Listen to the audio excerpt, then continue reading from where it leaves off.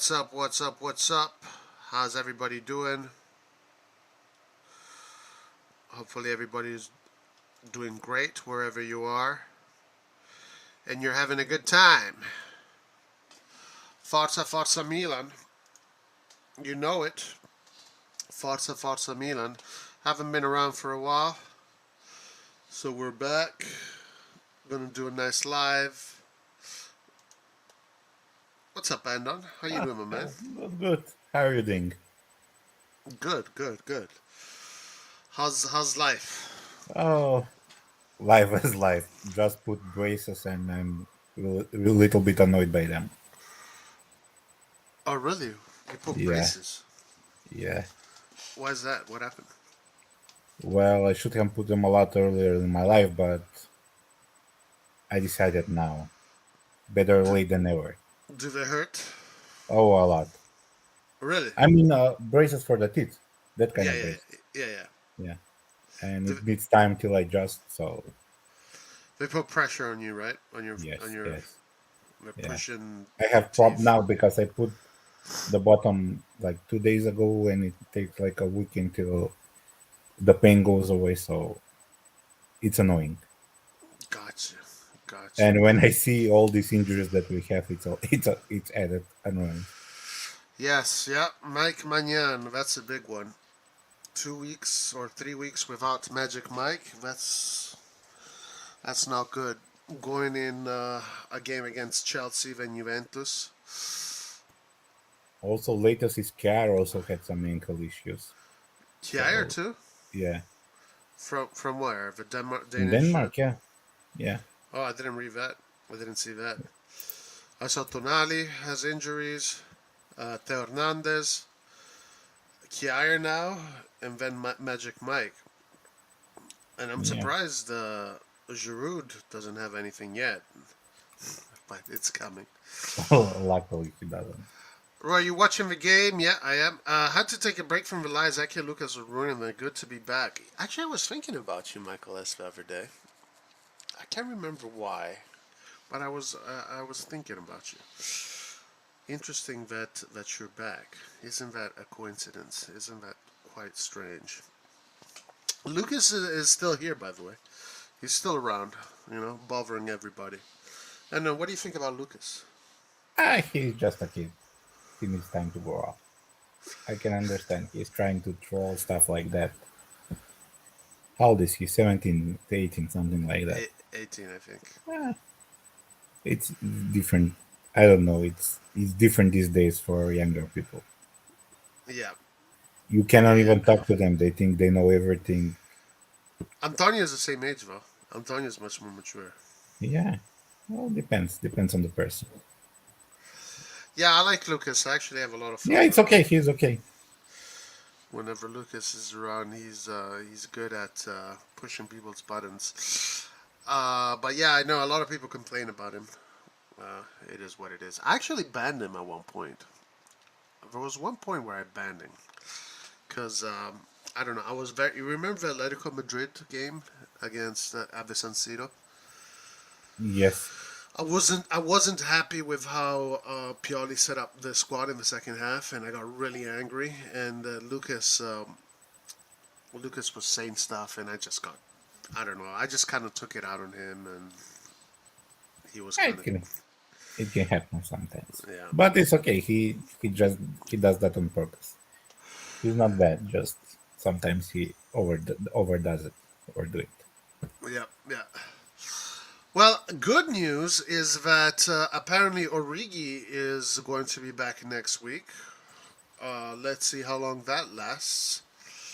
Yeah, if he this is his last chance. If again he gets injured, that's total waste of even salary, spot in the team. But let's give him time. Yeah, yep, yep, that's right. No word about Rebic yet. Rebic seems to still dealing with his hernia. Rebic is a mystery to me, just a mystery.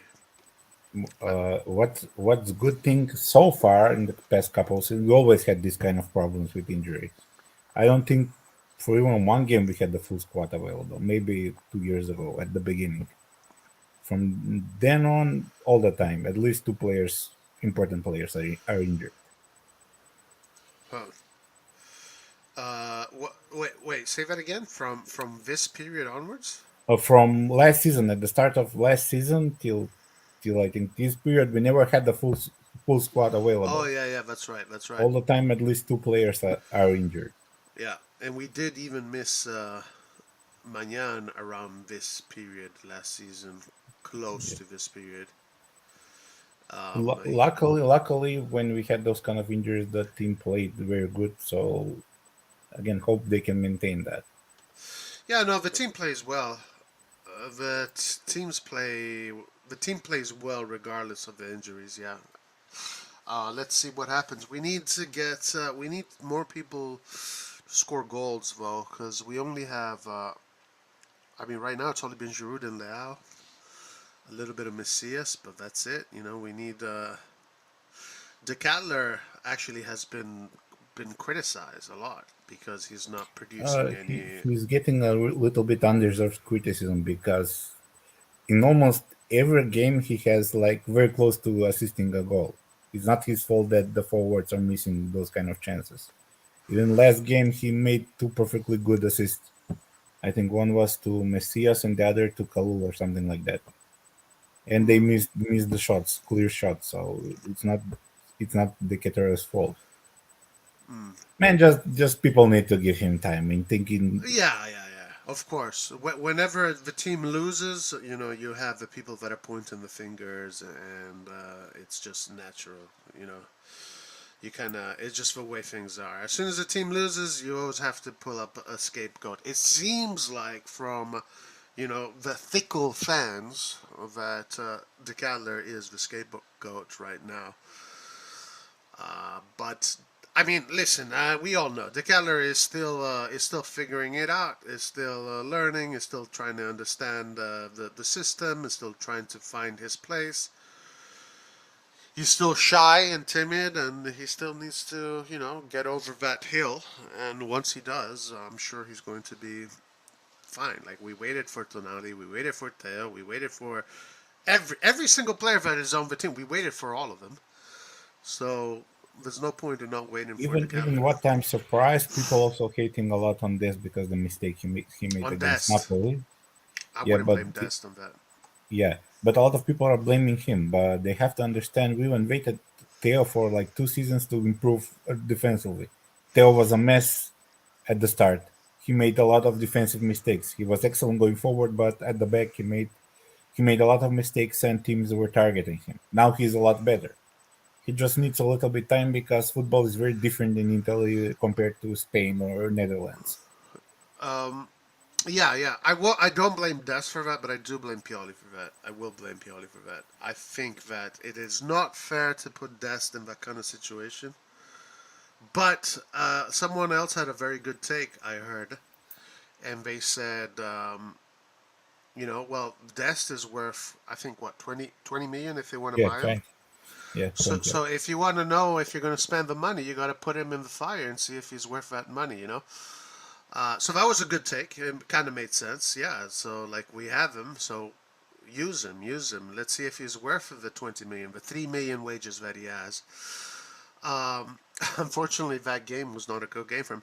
I do think Pioli was a little bit kind of put Dest in the line of fire. I don't blame Dest there, but it is what it is. It's a gamble. Pioli doesn't have a crystal ball. He doesn't know what's going to happen. Yeah, it was a good decision. Plus, now we will see how he will come back from that mistakes. So this is kind of moments when you can check the players.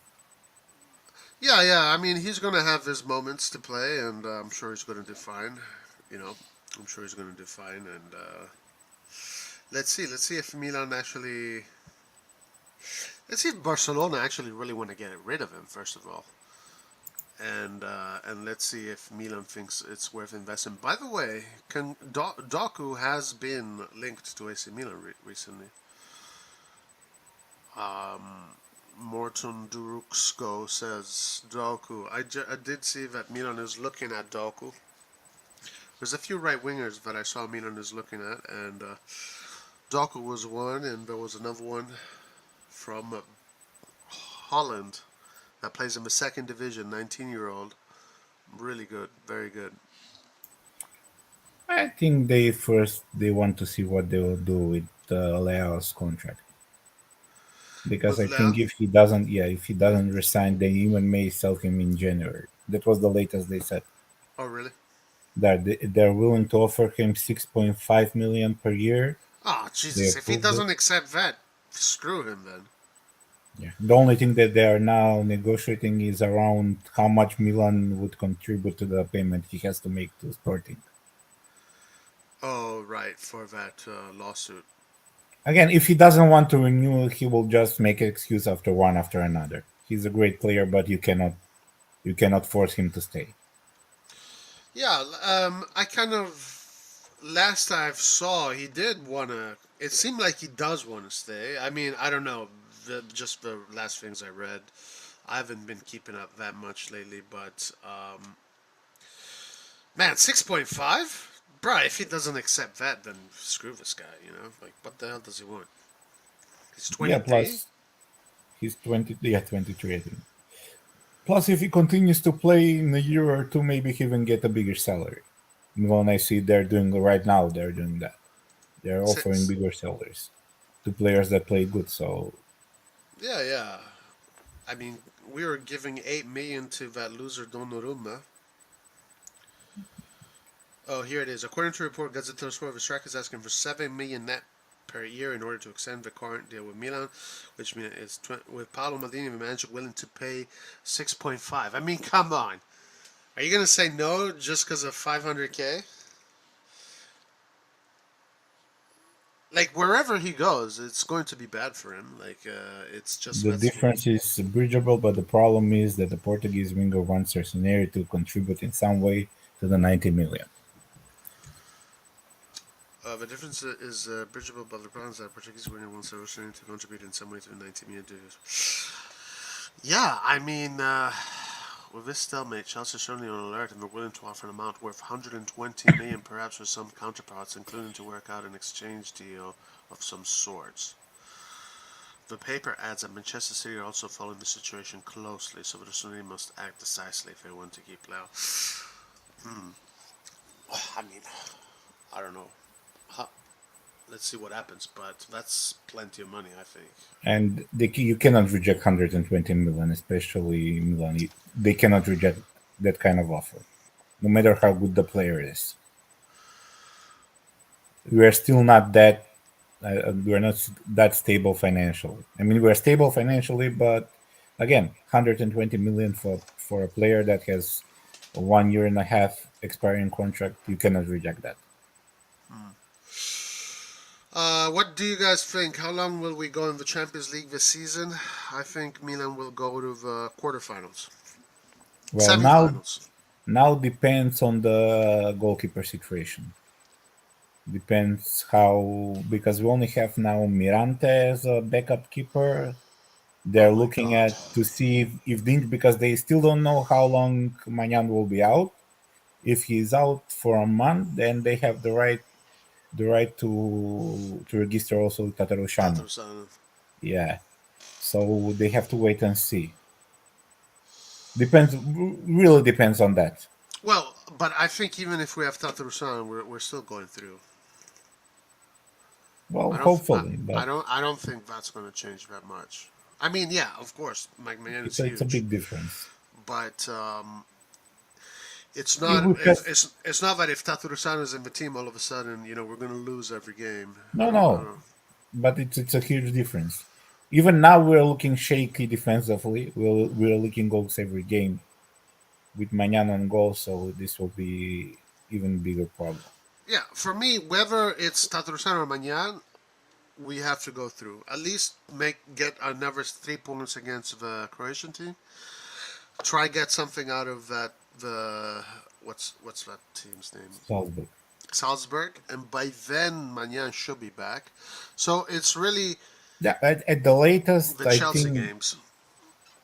I think in the worst case scenario, if he's out for a month, I think he will be back for the Dynamo game Ah, okay. So it's really next the month. Chelsea games that he's Yeah, going to Chelsea be playing. games. Yeah, Yeah, I don't know. For me, for some reason, I'm not worried about Chelsea at all. Maybe I should be. I don't know. Like I hear some of my friends talk about Chelsea as if the thing is like a lot of fans, Serie A fans, that maybe are they're so scared of English teams. You know, they're just like so they're shaking their boots. I mean, for me, like Chelsea is not this team, but I think Milan should be. I think what gives the wrong idea that people are very scared of English teams was due to Liverpool and City dominance in the last couple of seasons. So basically, they make the league look a lot stronger than it actually is. I mean, yeah, the league is still the best league in the world, but the difference is not that big now because City will win it. That's definitely. I don't see any other team that can stop City in the Premier League. Well, Arsenal. What about you? You think we're just gonna run through everybody in the end?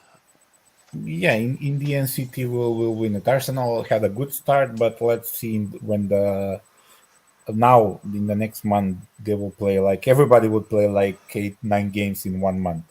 Yeah. That's too many games in short period. We'll have to see how everybody will manage that because it's different for City. City has two best 11 to play out, and they will still be first in the Premier League. And Yeah. Arsenal doesn't have that. Arsenal doesn't have that kind of a deep bench. Mm. But I Yeah. like what they see. They're playing good. They have a good strategy. So Right. they made Right. very good transfers. I knew that the Jesus transfers would be good, very good for them. Yeah. So we'll see.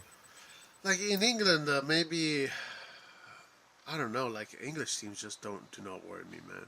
I'm no. I honestly, there's no team worries me. Like this Milan, I don't know if it's going to be this year or it's going to be the next year or whenever. Is going to is going to be able to compete against all of these teams at par and even surpass many of these teams because it's in the blood, it's in the tradition, it's in the DNA to do that. Like Yeah, history even keeps on repeating itself, even last year when we played with Liverpool, we weren't dominated that much. We No, barely lost the games, so showed that we can play with the teams. Now it's right. time to learn to beat them. That's the difference Yeah, and this year. if you play those games now, sorry, I got to take a call. 1 second. No problem.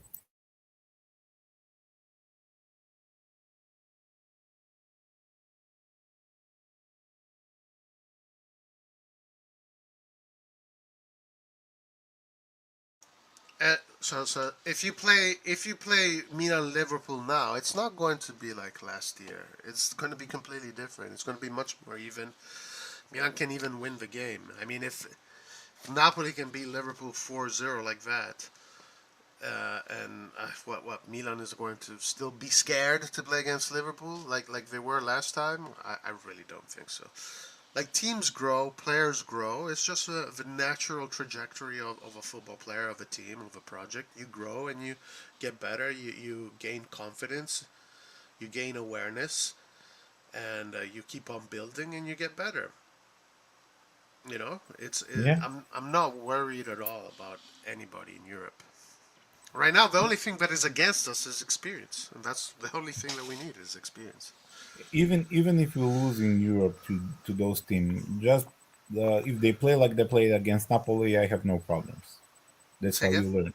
Say again. Even if we lose against other big teams in Europe, as long as Milan plays the game as they played against Napoli, I'm okay even with the losses.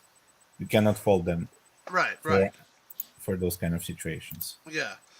And even if you, I mean, even if you do look at the way we're playing in Serie A, you can see the growth in the team of this year. Even though maybe we've been conceding goals and it's not a great start, but even last year we were conceding goals in the beginning. But whatever.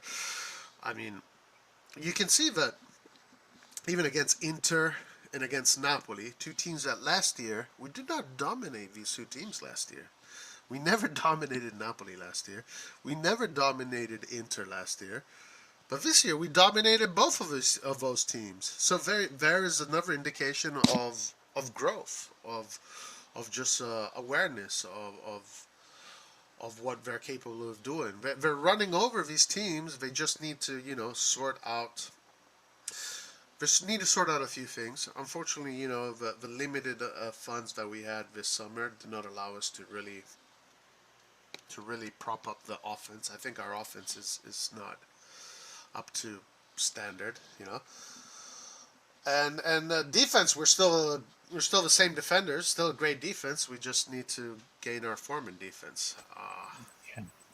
Yeah, the biggest problem from the start of the season is not the attack. We are scoring goals. The problem is the goals we are conceding. It's the same difference that ended last year. They conceded 1 goal in 7 games, I think, and now they are conceding every single I game. think it was less. I think it was they went 11 no 12 games without conceding.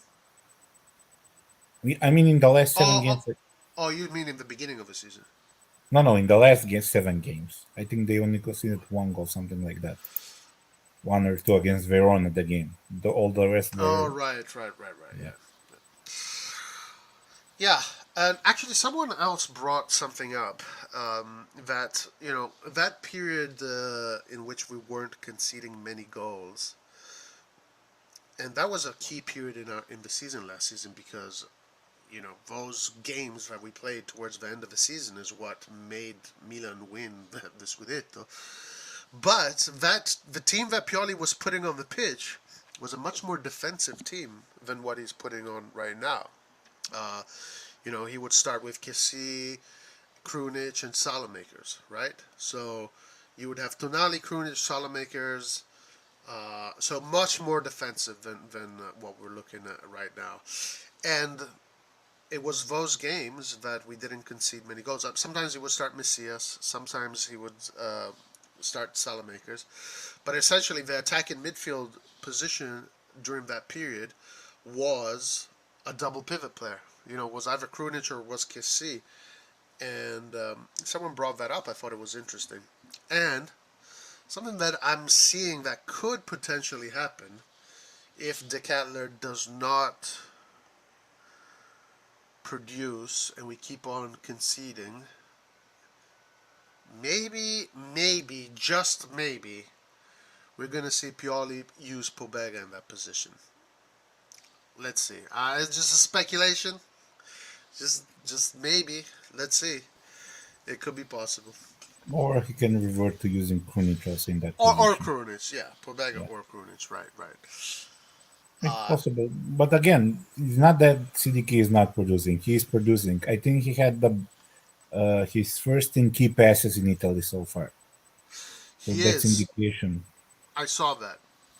Yeah, I So did it's see that. indication that he plays good. So it's not the production. The problem is, again, I will say this again. And the player that worries me the most is Tomor. He's having a terrible, terrible start of the season. It's not the same. He's slow on reaction. He's slow on reactions. He leaves too much space open. He needs to wake up. Now tomorrow is not obviously starting as strong as he usually has. Yeah, let's see what happens. I mean, right now we have we have Empoli coming up. Then we have we have a Chelsea game. Then we have Juve. Then we have Chelsea again, and then we have a streak of games that we should Then be I think winning we play all of them. Verona and Monza, something like that. Yeah, it's all teams that are projected to be in the lower 10 and below. So every single game there up until December, we should be winning every single one of them if we want to win the Scudetto again. Yeah, I think only difficult game is against. I don't know if it's difficult, but against Fiorentina, maybe the last game. Yes, and also Torino, if you consider Torino a Yeah, difficult team. But you know, these are teams that are not fighting for the Scudetto, and you are. So you know, but you even if we drop points, it's first half of the season that can be recovered in the second half. yes, you can, but it also depends on the other teams. It depends on the other teams. If Napoli, I think Napoli is going to continue Let's see, Well, because you, Napoli, even in the last couple of games, even they beat us, they didn't play that convincingly. Even the game before us, they won it like in the 88 minutes, something like that. yeah, So I think now the schedule would be, they will have also like 8 games in a month. Also will depend on their bench and how they will handle the injuries. Because they will have injuries. Everybody will have injuries. right. They will have It's injuries. unavoidable. The thing about Napoli, though, that I was under the impression that their schedule was going to start to get a little bit tougher now. But we checked this out the other day. I don't know if you were live on stream with Yeah. us when we, and it's pretty easy schedule for them, to be honest. There's no real like tough contenders. There's no Juve. There's no Inter. I don't think there's any Roma. I don't know. So I can't. So it was something like that. Um, I mean, I think Napoli is going to be a pain in the ass. I don't know how long Atalanta is going to last. I don't know what's going to happen with Inter and Juve at this point. It's this is Milan's at this point. I feel like it's Milan's Scudetto to win or to lose. Like it's really up to them. So they need to stack up the points.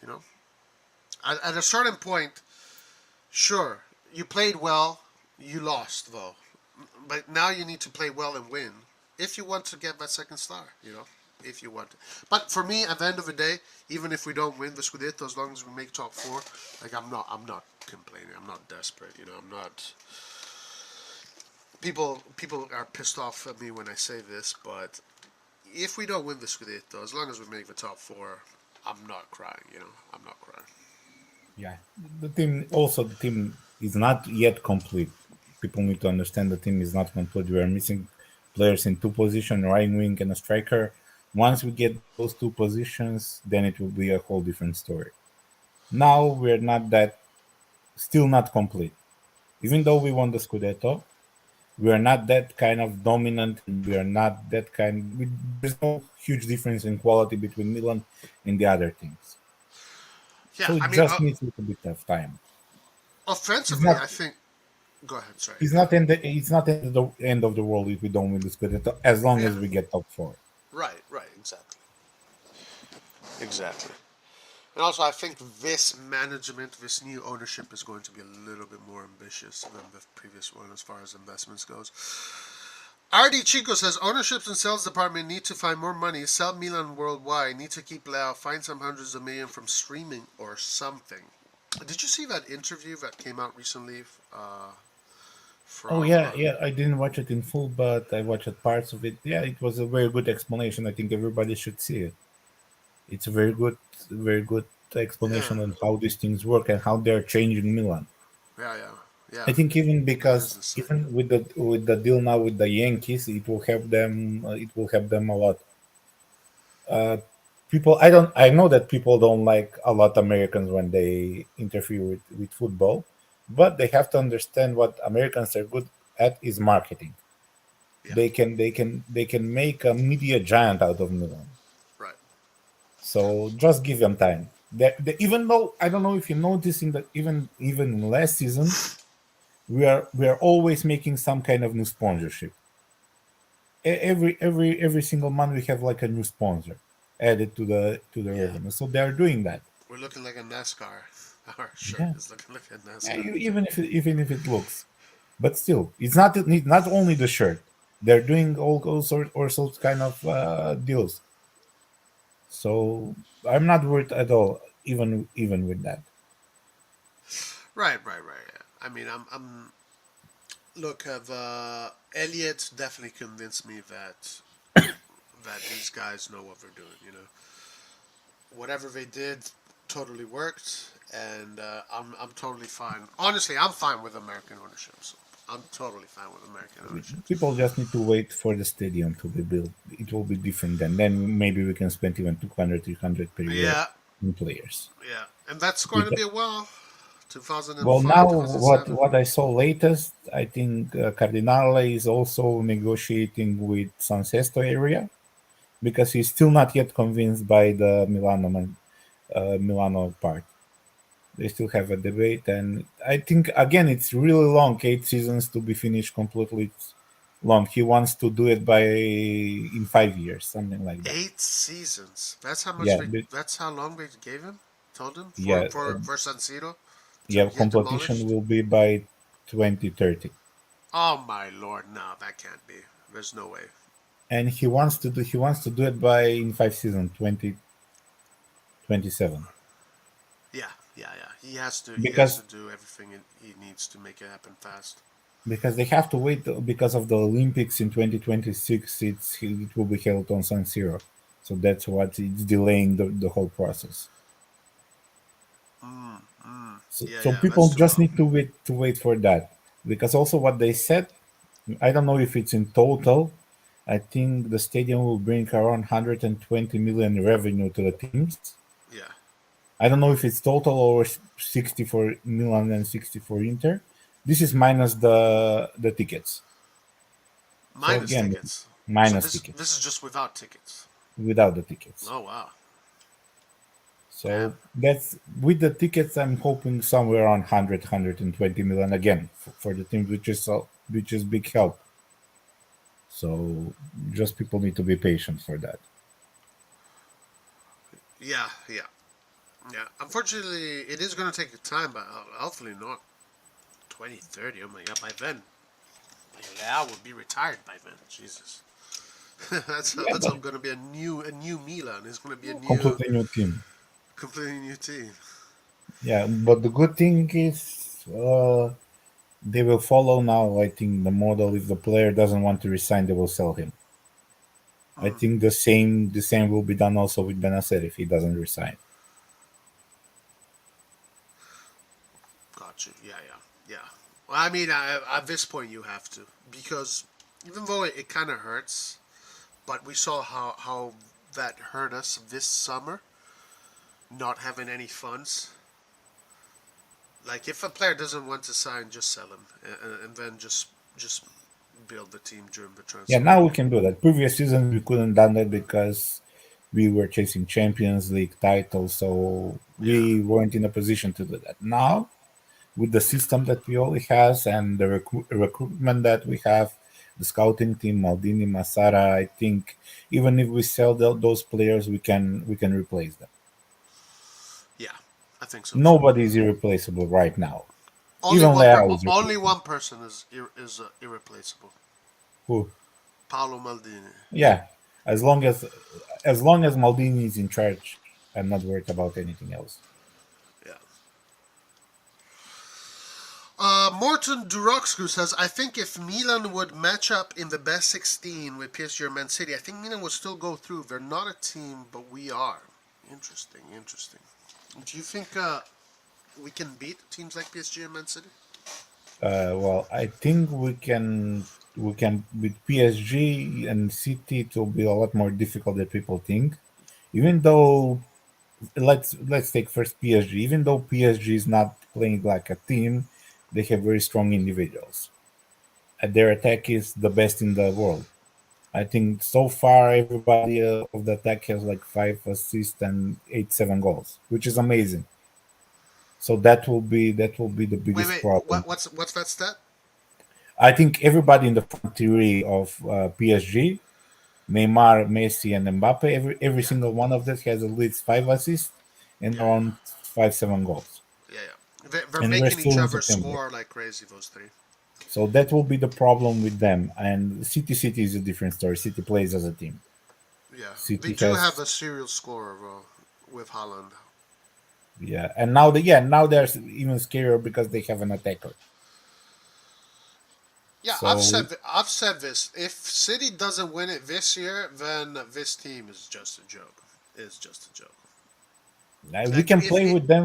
We can play the game. We can even go head to head, but they're still better. It's no shame to admit that.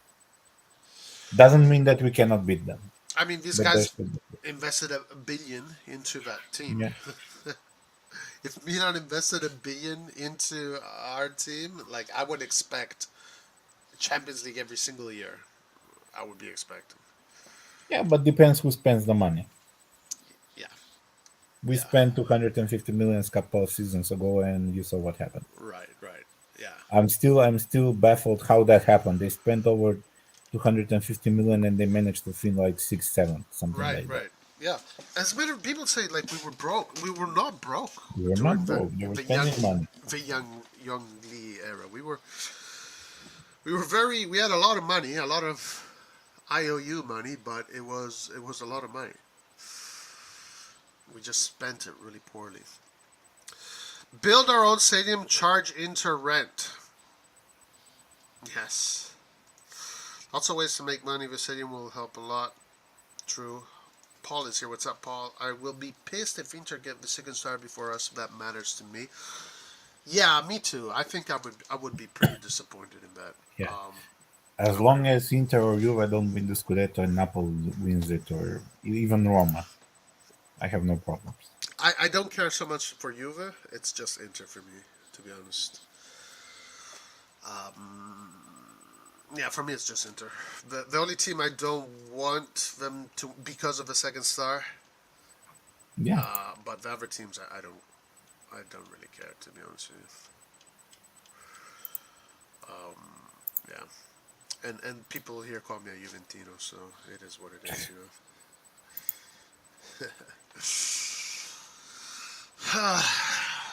Are you watching the Nations League? I'm not because I watched earlier Macedonia was playing Leonardo da Vinci seems to have against Georgia and they lost, and I'm pissed, so I'm not watching. Against Vicha? How did Vicha Yeah, play? Kucha scored Yeah. and made like an assist because the first goal we conceded was a known goal, but he made the cross. So you That just guy's a cannot play menace. him. He's too good. That guy's a menace. They had only 2 shots on target and they scored both times. So Man, North Macedonia kicked Italy out of the World Cup. That is a pretty big. That was a pretty big win, right, for you guys, huh? when Against Italy in the qualifiers. yeah, they were and they weren't playing bad against Portugal, but also against Italy, Elmas was not playing, and also Pandef I think retired. So yeah, we were really happy to watch them in the Euros. It's the first time the Macedonian team qualified for a championship. Oh, really? In the Yeah, it Euros? was. Yeah, it was the first time. What was the group? Austria, I think. I don't remember what were the other teams. I know we play Austria, I think Netherlands, and oh, I can't remember. We were beaten. They didn't. They were scared. It was their first championship, so they didn't play like they played in the qualifiers. Gotcha. Well, Child Space says, "Hey Roy, the cohesion of our team is going away. It's going away. Pioli needs to adapt. Too many goals are being conceded. What's your opinion?" I don't think our cohesion is going away. I see the cohesion being stronger than ever. I think the goals conceded, just maybe the players are a little bit careless in the back. But cohesion? No, No, cohesion is not a problem. I don't think the cohesion is going away at all. I think we're going to sort it out. I think we're going to sort out that issue. I think Milan also still needs to kind of this defeat against Napoli is also like a pretty it's not it's bad because whatever we lost points against a direct rival. The head to head is important, but it also is good because it needs to kind of put Milan back their feet back on the ground, you know, because even if we're uh, almost 2 months into the Scudetto, you still have a feeling that this team is still a little bit in that, you know, if euphoric mood of winning the Scudetto last season. They kind of need to just shake that off and just really, really be focused on the task at hand. Yeah, you're champions. Be aware. Play with awareness that you are the champions, but you're champions of last season. You're not champions of this season. So I think there is still a little bit of that. Do you see that? Yeah, at the start of the season, the first couple of games, they were still in the celebratory mode. They were still celebrating the Scudetto. It's good thing to be confident. It's good thing to have that confidence that you're good, that you're better. But it's bad when you get relaxed due to that.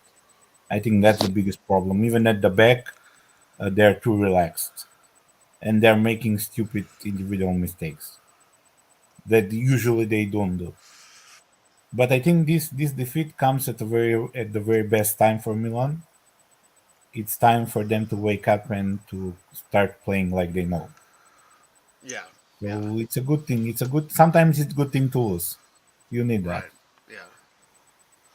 And and then chasing this dragon of undefeated streak can also get in your head, and just focus on the games. And yeah, but no, for sure, I have not noticed any issues with cohesion. If anything, it's the opposite to me. Like the fact that we are dominating teams like Napoli and Inter and Atalanta. We dominated Atalanta too, and to me that tells me that we have even more cohesion and even more awareness. It's just yeah, like you were saying, these moments where some of the players are not focused, and we saw a little bit of that with Calabria, right? Calabria kind of put off left, kind of took off of the foot off the gas a little bit, and then something happened with him, and all of a sudden, like when he got subbed that game, and he got really pissed off, and then right after that, ever since then, I think that kind of put some fire in him, and he's been fantastic ever since then. So the whole team needs a little bit of that. Needs to be, a little bit of a reality check. Don't rest on your laurels. That's something that Italy, the national team, has done for all its history. And it's an Italian thing to do. So Milan mustn't fall into that. Declan Rice. You want Declan Rice, Paul, huh?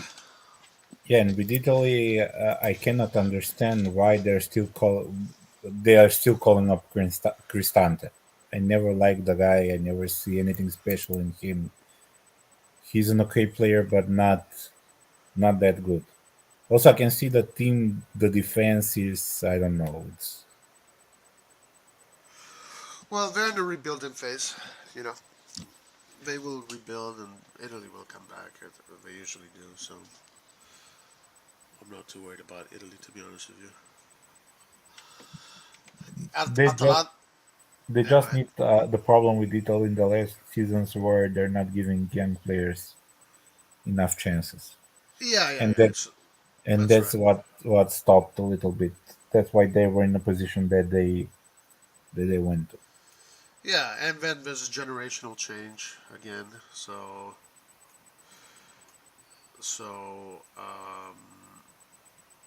Atalanta has some very interesting defenders, actually. Two Italian defenders that are very interesting.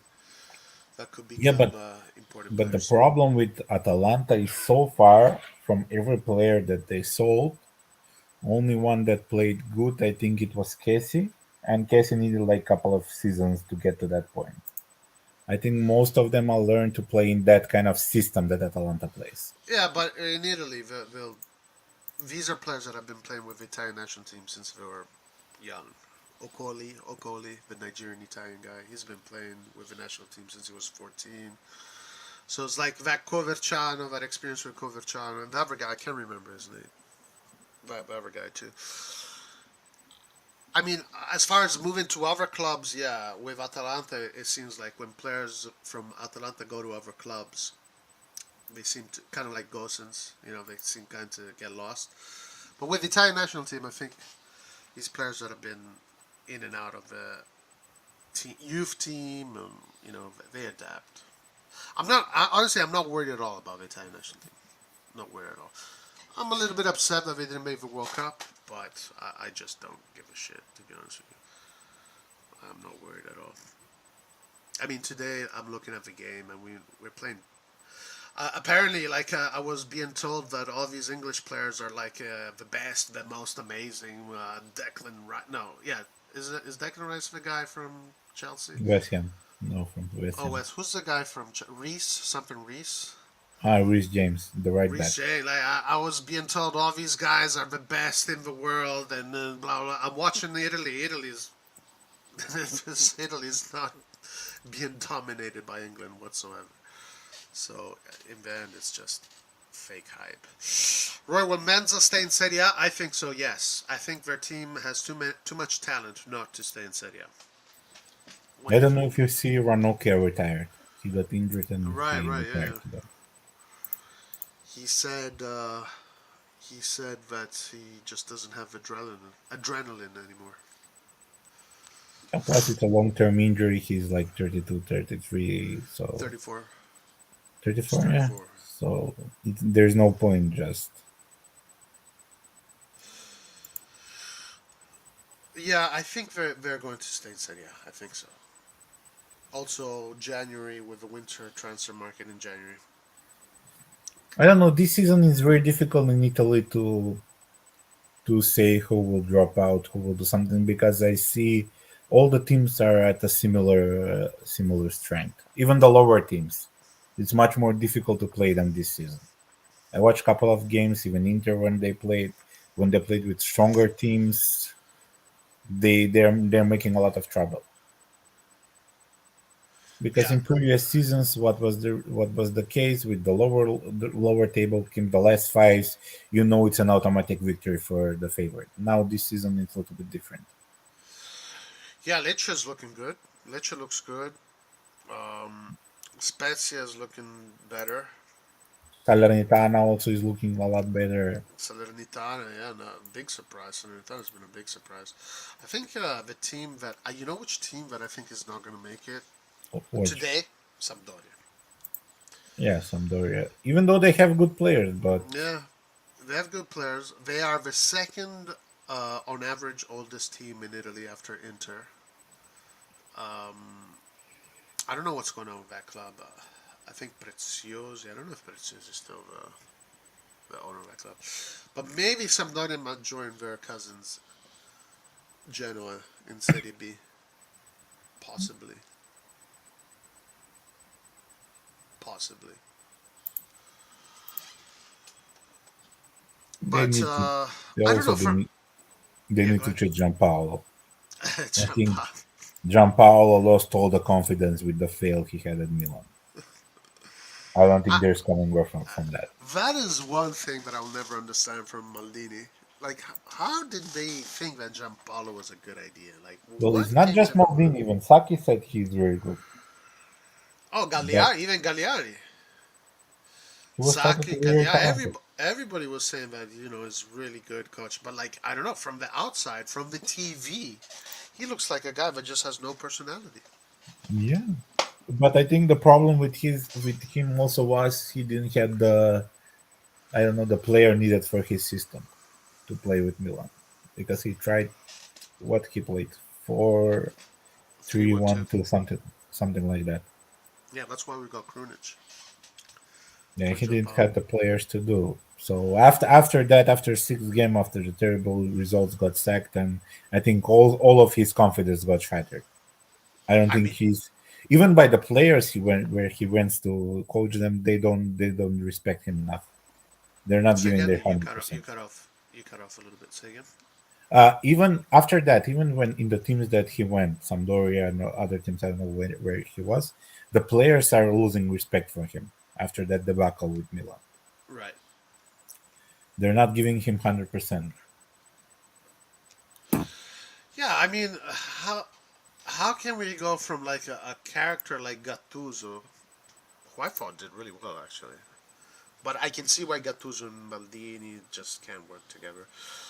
But to the complete opposite, Well, let's you not know. forget Gattuso missed, I think, by a point the Champions League, Yeah, he missed it by a and point. Inter won in the last round He missed it by 1 point. by 1 point. A And goal by a goalkeeper. Also, what big factor is difference between Gattuso, Giampaolo, and Pioli is Pioli has Ibra. That's the Yeah, yeah, yeah. biggest plus because Ibra helped a lot to Oh yeah, Pioli. Even oh yeah, Pioli started terrible yeah. in the first games. Oh, I thought Pioli was just another Giampaolo. When Pioli came in, I was like, man, we're going for Giampaolos. Like I never really considered Pioli highly. After that 5-0 loss to Atalanta, I was really baffled why they didn't sack him immediately. Because every other coach after defeat like that would get sacked. But they stick with him and they brought Ibra and everything changed. They brought Ibra, they brought Kjaer that Yeah. that winter, so they brought experience to the team. You know, they brought two captains of national teams and a big player like Ibra. And he showed so far that he's willing to learn. He's learning. Even though at that age he's still learning. Oh yeah, yeah. And he's He's adapting. modified. He's adapting. He's modifying his game, and he's not scared to play football, which is thank God because I cannot stand coaches that are scared to play football.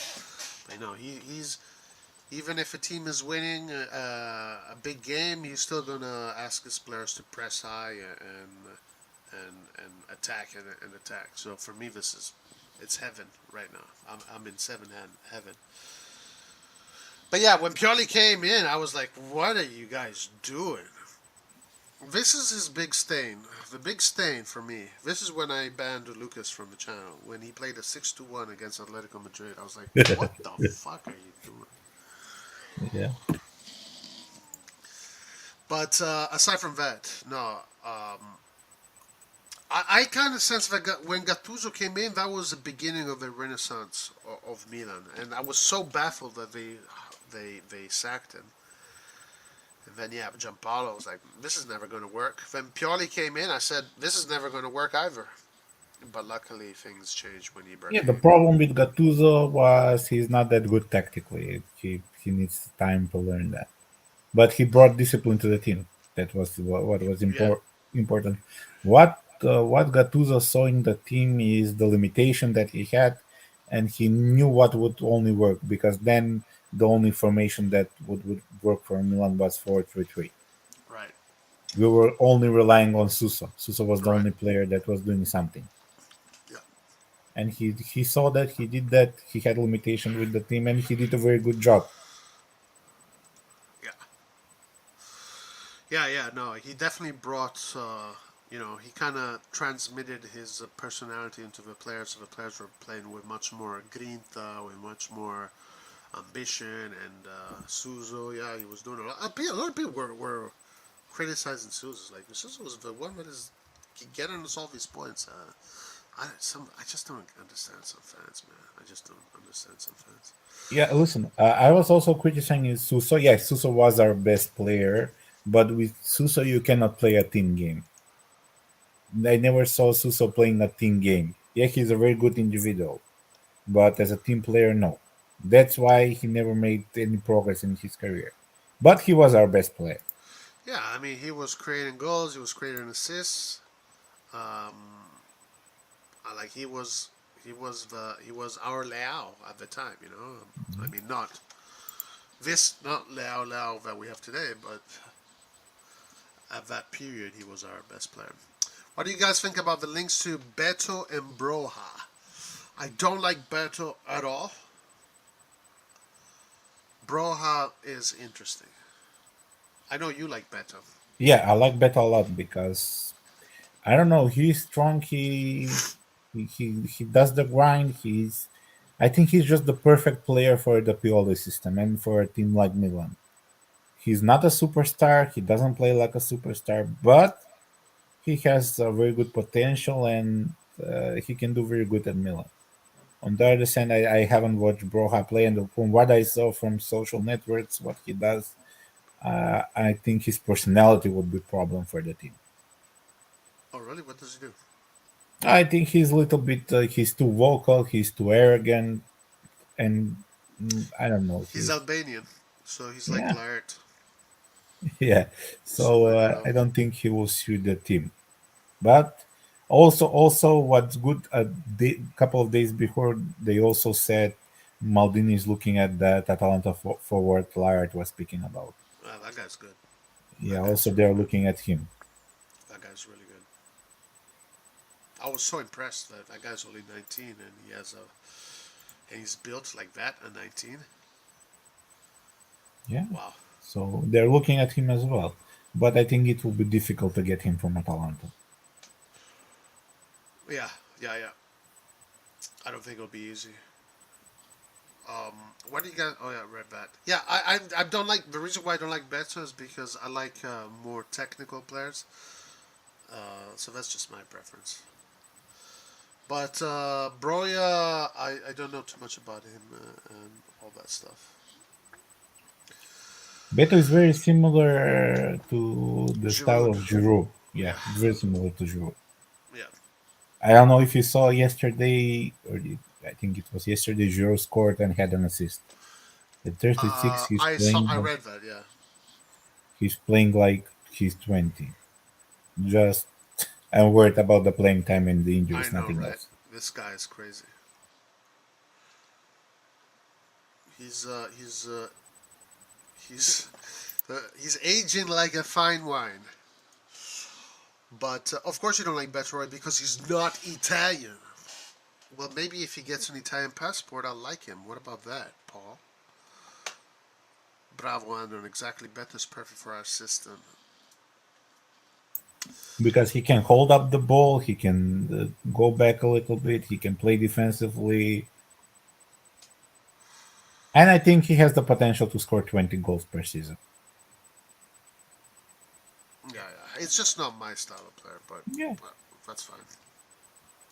But I like what the hell, Bushiro. You like technical players, but you like well, Belotti is very technical. What are you talking about, Paul? No, for me, the ideal center forward would be like more like an Ibrahimovic. So maybe actually more similar to this Atalanta kid, the Atalanta kid, Yeah. for me.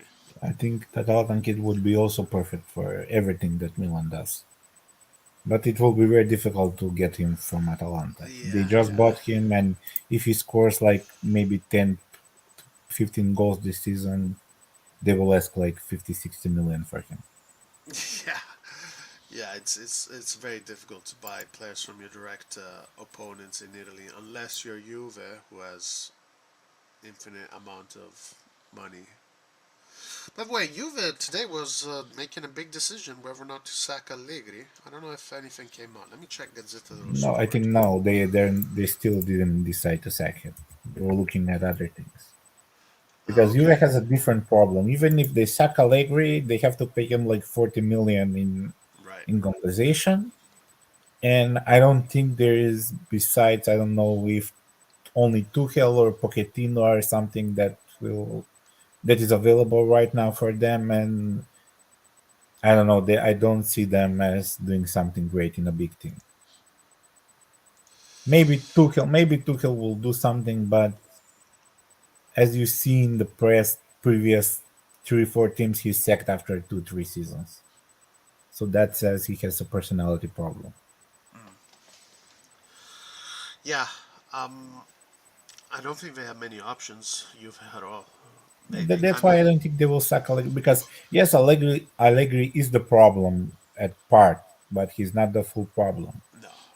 The full They problem have is the the team is management. not that great. The The team has a management. lot of problem injuries, so it's very different. I Yeah. don't know if you saw this, but today Pogba's brother came in. He said like something that Pogba was doing some voodoo magic for Mbappe when they played with Manchester United. So it's a circus there. That's funny. Will Pioli win the Champions League? Why not? Why not? If Di Matteo can win the Champions League, so can Pioli. Absolutely. Uh, if you would have asked me 4 years ago, I would have said absolutely not. But now I would say, yeah, he definitely can. What do you think? But we'll see. We'll see if we pass the group stage, because I think we can even finish first in the group We Yeah, have but the not ability. necessarily this year. I'm just saying with Milan. Even this year, we're in a good position to finish first. No, I'm Chelsea are saying not that great. no. Will he win the Champions League? He, we are like dark horse of the competition. I No, think he but has not this year. I'm just saying not in this general. year. I In think if he general. gets the right players, if he gets maybe, as I said, a right winger and a striker, and maybe a couple of more players for the bench, like backup left back, and maybe even some other player in midfield, I think he can do that. He has the Yeah, I potential to think do so that. too. Absolutely. But first, I wanted to say, let's see how he does this season. If he manages to go somewhere to quarterfinals and give a good fight, I think that's possible. But if he fails this season at the Champions League, I think he should be sacked no matter what we do in the Serie A. He should be sacked. Yeah, if he doesn't pass the group stage. That's a good question. That's something that we should definitely explore. Because he has no excuses not to pass the group stage. This season he doesn't really. He doesn't. Yeah. By the way, this Bellingham kid is worth 100 million. It's like, why is he worth 100 million? I think Dortmund are asking 150, not 100. What? Yeah, Dortmund is asking 150 to sell him. Yeah, for Because listen, me, go ahead. with English player, the difference is due to regulation in England. English players are worth a lot more for the Premier League, so that's why teams are paying 80, 100, 70 million for even players that are not that good. They have a That's different crazy. problem in England. That's absolutely insane. Plus, the problem with English is the media. The media is overhyping everybody. It's the presentation that they do. Yeah. Yep. SSB asked Roy, do you like your striker more stationary or the movement type? Honestly, I like to have both options. But my ideal center forward is more a playmaking center forward, more like Ibrahimovic. That's my ideal kind of center forward. And then have a movement type also, as an option. So that's kind of why when we talk about Beto, I'm not that, you know. But yeah, I mean, Beto's good. Beto's good. As a striker, though, especially for our style of football, technique doesn't matter that much. Sheva was not that technically gifted. What? Sheva was not technically gifted? No, what are you saying, man? Sheva was very technically gifted. Pobega entered the game. Do you agree that Sheva was not technically gifted? Oh, Sheva was a very technical player. People forget how good he was. Sheva was super technical. People just forget how good he was. Paul, what are you smoking, Paul? Share whatever you're smoking. Come on. Sheva was not technical at the end when he moved to Chelsea, but that's a different problem. It wasn't due to his technical skills. It was his head. Maybe they gave him too much money. He was too comfortable there. No, also the problems he had is also injuries. He had injuries there because he started very good in the first 10 games. He scored like 7 goals, something like that. After that, he got injuries and he never came back. I think then we had like the best medical team, the best conditioning team, so they can see when a player will start to decline. That's why they decided to sell Kaká. That's why they decided to sell Sheva. Didn't Kaká have what was it? What do we call it in English? Pubalgia. Oh, damn! What a nice play. Pubalgia. I don't What know is that? I don't know what you call that in English. It's a very um, I'm not sure what.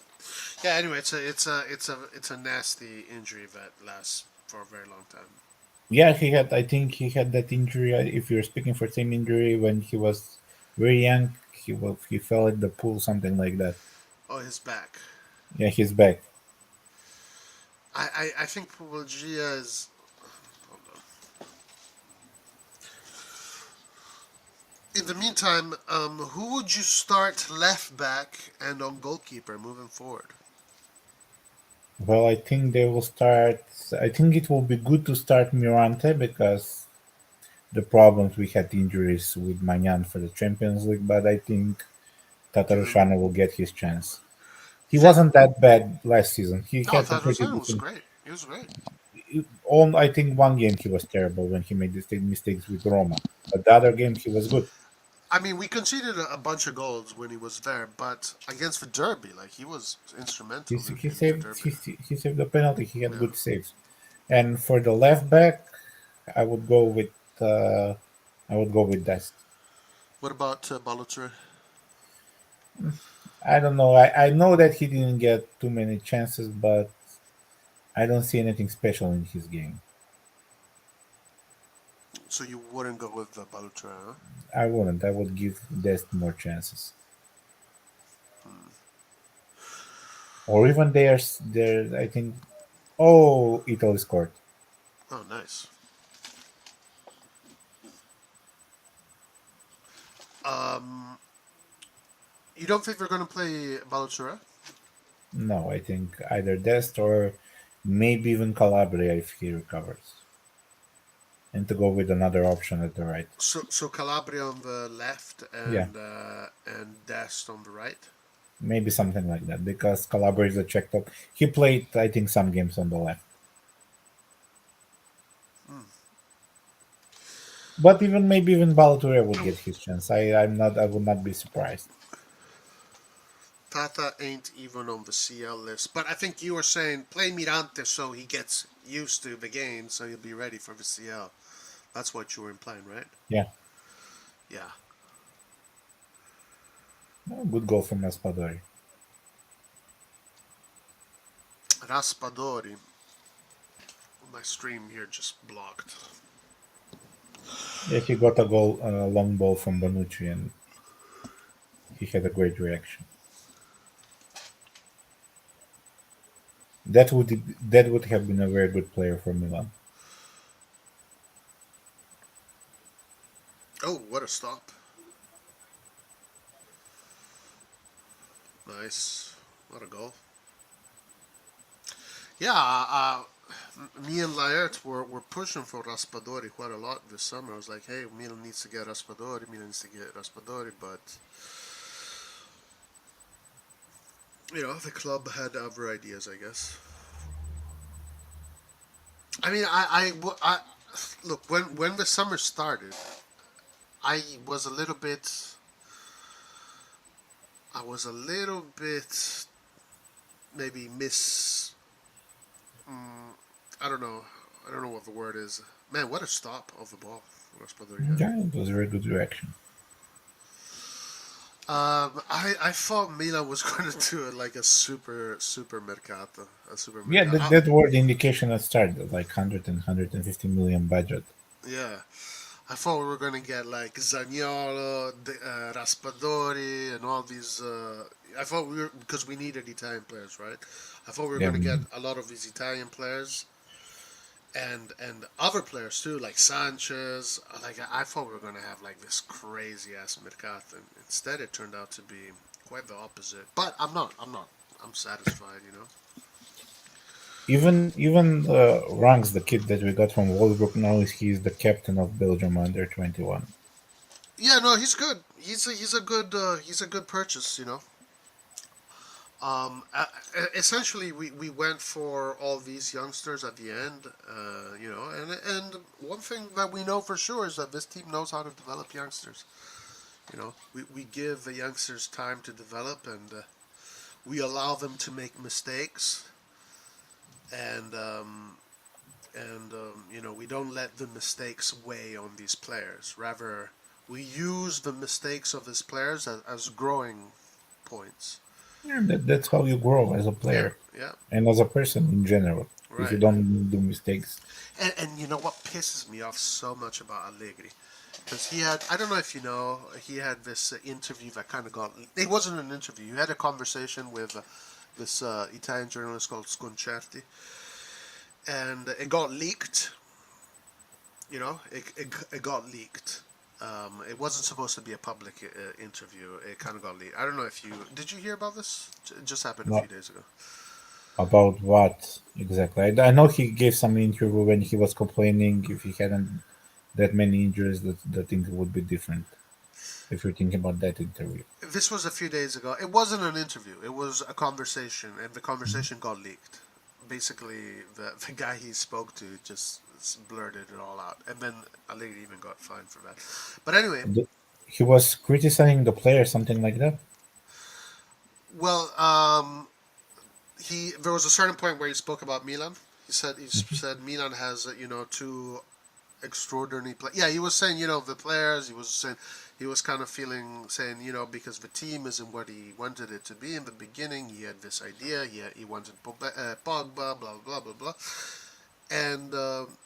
And then he said, "But look at Milan. They have two extraordinary players like Leao and Hernandez, who are modern footballers.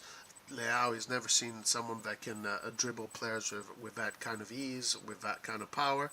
But I'm thinking, you piece of shit, Allegri, because Leao came to Milan when he was 19. If you had Leao at 19, you would have sent him out on loan, and you would have never even played the guy. You would have never developed him. Same thing with Theo Hernandez. Allegri wants players that are already made. He doesn't want to put in the work. He just wants to get his money, sit on the bench, and blah, blah, blah. No, Milan is not lucky because they got Theo Hernandez. And Milan is not lucky at all. Milan is good because they developed Yeah, Leao. They developed Theo Hernandez. Because when Leao came, he was a disaster. He was in his first year at Milan. People were wanting him out. Leao out was a common hashtag. His second year at Milan, people were criticizing. Even his third year at Milan, it wasn't that great up until the end of the season. yeah. So Allegri just needs to shut up and just retire from football because that guy is ruining Italian football, man. That And guy's there was a reason why none of the other big teams offered jobs to Allegri while he was without a job. say again. There was a reason why nobody offered him a job while he wasn't. Once he left the first time Juventus. He he uh, he claimed that Real Madrid was after him, and he said no to Real Madrid. But everybody's still waiting to see the proof about this. I don't think if Real Madrid really called him, he would say no. Yeah, he's been made fun of a lot in Italy because of that. Yeah. Yeah, so anyway, this came out recently, and when he spoke about Leao and Fernandez, it just pissed me off, because he, like, actually, even the interview that came out recently, the one, that business guy interview that, we spoke about earlier, he said at a certain point that Milan's motto is not anymore like it used to be to buy superstars, but it is to create superstars. Well, even in the past, Milan never was a team that really bought superstars. I don't know where people get that idea. None of the transfers they did were superstars. Not even Pirlo, Gattuso, even But Sidor was not a superstar, even though he won the Champions League. He yeah, wasn't a but you superstar. can say that Nesta was like at the time Rui Costa was like Yeah, like maybe a couple of players, yes, but Van not Basten, in general. those kind of players. Milan, yeah, a lot of them were kind of developed in Milan, but I think back in the day, our even Galliani's motto was "Vogliamo giocatori già arrivati." We want players that have already arrived. He used to say that a lot. And this was in the 2000s, after the 2003 Champions League. So after the 2003 Champions League, Galliani and company weren't really interested in developing players anymore. They wanted players that were already. They were talking about players that are between 28, 29, 30, 31, 32 because that's the best age for footballers. I don't know. So there was that at that point. That was Yeah, something he going on. had he had now I think a very interesting interview when he spoke briefly about Milan players. He said some things. For example, he said for Dida was the best goalkeeper in the world until the players from Inter could not hurt him. After that, he was not the best. Did you really say that? Yeah. Also, he also said, I remember after Kaká first training session, Ancelotti called me Yeah. and told me he was a phenomenon. Right. At that time, we also had Rui Costa. And what I didn't know this, but he said also the only intelligent phone call I ever received in my career from a player was from Rui Costa when he told me he had to leave because Kaká was so much better than him. That's hilarious. Also, he said about Pipo, I adore Inzaghi. Pipo was so strong mentally. He didn't have the talent for a top club, but he was crazy about his work. He knew every movement of every defender in Serie A, B, and C. Wow. Yes. Yeah, People was not a phenomenal football player at all, right? His first touch was a disaster. He would miss a lot of layoffs, easy passes, but the guy would score against the best teams in the biggest games, you know? Mhm. Yeah, mentally he was phenomenal. Mentally he was phenomenal. What I miss about Galliani is the mysteries at the end of the Mercato. Mr. Hex, the day You're of the waiting, you're Condor, waiting. day of the Condor. That's too funny. I would really like to. I know this is not possible, but I would really like to see Galliani in his prime with the finances for today's football. Mm. I Wait, think wait. he Oh, would be you still mean amazing. like not Milan, not Milan. No, in any other team, even Milan, whatever, just to have just to have the available finances like 200 million and to see what he Oh can do yeah, in yeah, today's yeah, mercado. yeah, I yeah. think he would do an excellent job. Right. He was very politically, like he had a lot of influence politically, and he had the ability to convince a lot of good players to come to Milan.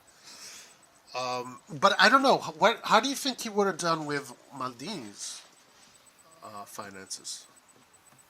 Mm, I don't.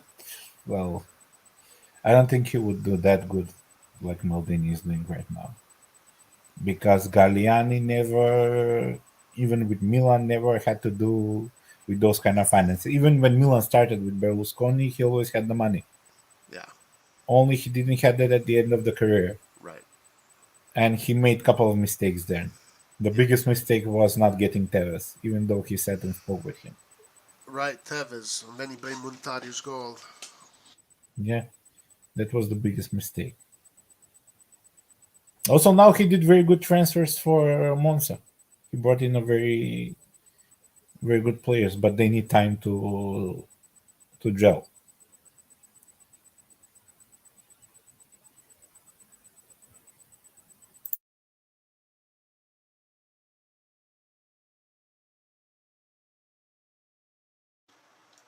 Okay, sorry, I had an issue with the sound. Yeah, Tevez of the 2012 Mercato.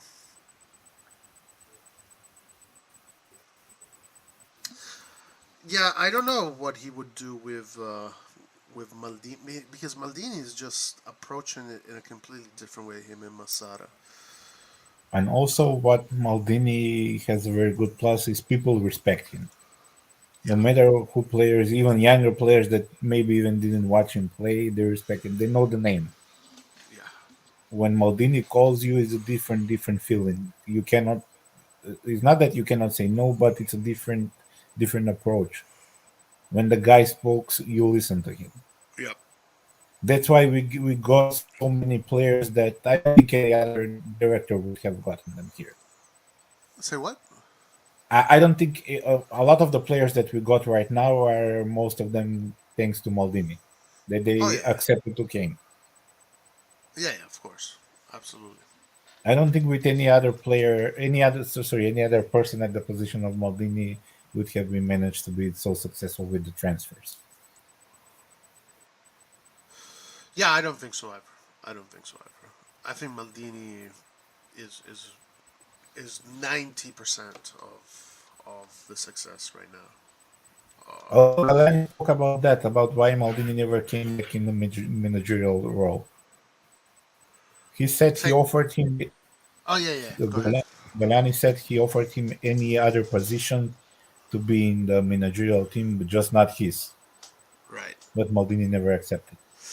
I remember Maldini talking about this a while ago, a long time ago, and I remember Maldini saying the only role he would take would be a DS. That's the only one he would do. Yeah. But also, I saw another interview of Maldini not too long ago where he said that after he was done with football, he was thinking of going in a completely total different direction, buying hotels in America. That was his. That's what he wanted to do. But when it came to like what he would do in football, it wouldn't have been a coach. It wouldn't have been a scout. Blah blah. It would just be DS specifically for Milan, nothing else. So Yeah. quite interesting. Well, I'm glad at the end worked out for the best. Yeah, yeah, and the timing was perfect. You know, Yeah, it gave timing him just time to worked out. learn. It gave him time to adapt. Yeah, he learned under the Leonardo. And You know even what? even with the transfer that he's doing, people need to understand nobody in the world wants to Milan to be better than Maldini. Yeah, exactly. So he's doing everything that he can, and he's doing a very excellent job with the limited option that he has. Yeah, absolutely. And um,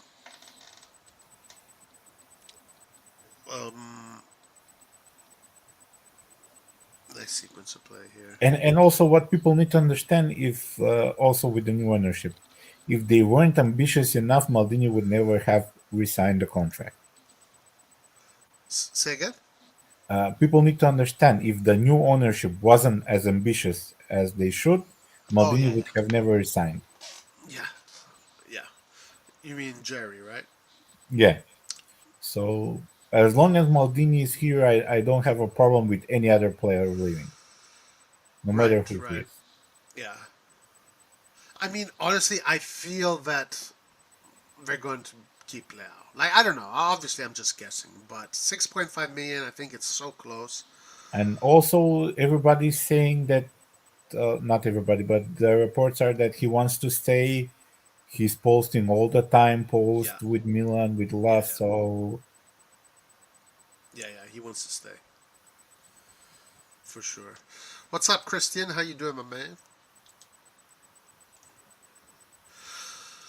So we have Manyan, Rebic, Origi, yeah, Tonali, Theo, Kier, all out.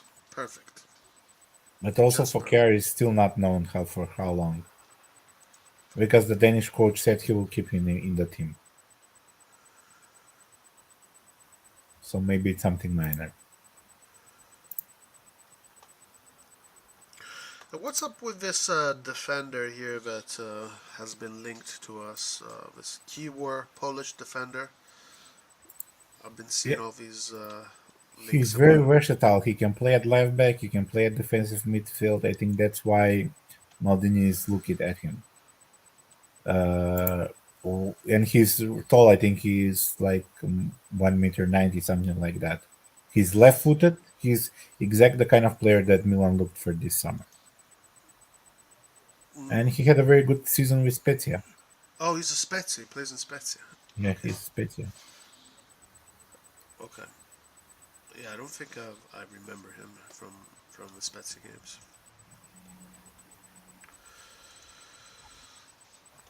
Origi 20. Yeah, okay. I should have taken bets. I should have taken bets with people. Man, Well, if I Origi is healthy and he can play like 30 games per season, I think he can score maybe 15, 20 goals. you think so? Yeah, if he's healthy. Because in the games he played, he showed that he can do good stuff, and he showed that he has desire to prove himself. Just the problem is he cannot stay fit. That's the biggest issue he has. I feel like I should have like bet like $200 with Paul. $300 with Lyrt, $400 with Floki. Man, I could have made a little nice chunk of change. Because all these guys were like so sure. We're so sure that Origi was going to be like the best striker in Italy. Scored 20 goals first season. Like, man, not even. Like, who does that? Like, who's come to Italy the first season and scored 20 goals? It's like a handful of players. It's literally Yeah. like a handful of players. No, the only problem is the injuries that he has, because he's very strong physically. He's also tall. He's technical, but he's just unfortunate with injuries. Yeah. Tell Mike Calabria. Oh, Calabria's injured too? Yeah, he wasn't playing the last game, but I Tonali, think he will be ready for Empoli. CDK, we need new doctors. Fuck CDK, we need new doctors. Upgrade new lab at all costs. What, CDK is injured too? No, he's just speaking in general, because CDK played like 1 minute. There's five. Hmm. Yeah. Well, it's alright. I don't know. We'll be fine. I think we'll be fine. We'll be fine. Benacer is fine. He looks good. Oh, that's Banyan. Looks like Benacer in that picture. So you're saying earlier, this is a topic I want to discuss. If Pioli does not um, go through the group stages, you think he should be sacked? Yes, because there's no excuses not to pass this group. It's not the most difficult group. Let's be honest. So if he cannot pass a group with Dinamo and Salzburg, and this is his second season, he's not the first. It's the second season he's playing in the Champions League. So if he doesn't manage to pass that threshold, what will happen tomorrow when we play even in a tougher group, like we played last year? So there's basically no excuse not to pass the group, even with all these injuries, even with Magnan injured, even if he needs to play with the second or third goalkeeper, that's no excuse. Huh. Hmm. Because we need to have progress. We need now. The goal is to be protagonist in Europe. Nobody's expecting from him to win the Champions League, but he's expected to show good showings and at least to pass the group stage. So you think he should be sacked, eh? If he doesn't pass the group stage, yes.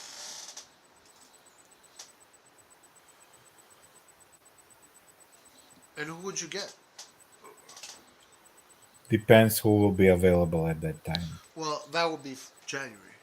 You would sack him in No, I would. June. I would let him finish the season. I would sack him at the end of the season, Oh, okay. I see. because there's no point in somebody after January. Jorginho just fucking pushed Grealish out of the way. Yeah, I started watching Italy's dominating. Uh, England didn't even have a chance in the last 20 minutes. yeah, and you know, I want to get back to that purely discussion, but this is what I'm saying. Like, a lot of the English hype is fake. You know, it's like, and in Italy, it's the complete opposite. Oh, All the time. What happened? a fan ran into the field. He's running now. So even if England event here scores, whatever, it doesn't matter. I mean, I'm just saying that Italian players are always considered shit, and English players aren't considered incredible, the best. It's a very strange propaganda machine happening. It's the media. But people believe it. People believe Yeah, it. well, Like the more you present it, if Antonio was here, you know, he would be telling you that all the players in blue are terrible, and all the players in white are the best players in the world because a lot of these young kids believe all this BS. well, as I said, it's all how is it presented on social media on basically even when social media wasn't a thing, like 7 8 years ago, even 10 years ago. uh, from what we got as when you watch the games, when you have the broadcast, the EPL was so presented so very good with Yeah, all the additional options, yeah, yeah, true. and they were doing very good job. That's why they went to become the best league. While because I was watching also Serie A, sometimes maybe even La Liga, the broadcast was in a totally different level when you watch the EPL. You can see the quality there. Yeah, oh yeah, So that's what when they made that difference. yeah. Now, listen. I mean, in all fairness, the EPL, the way it's presented, and just even just the stadiums and the pitch, just the grass of the pitch, And yeah, it's now yes, not because they got all that money from the broadcast. Even yeah, the lowest team has like 150 million from TV rights.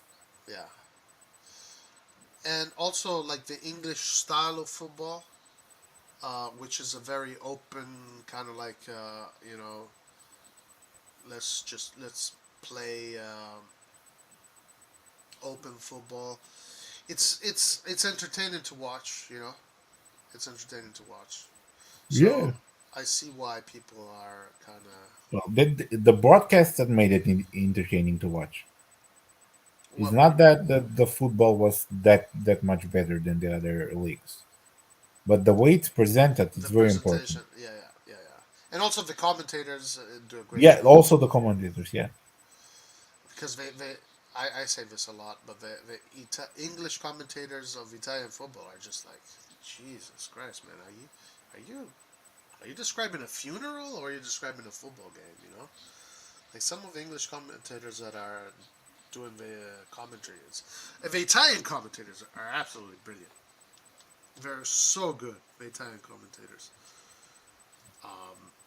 But it's only for Italy. That's the problem. It's only for yeah, Italy. It's only for Italy.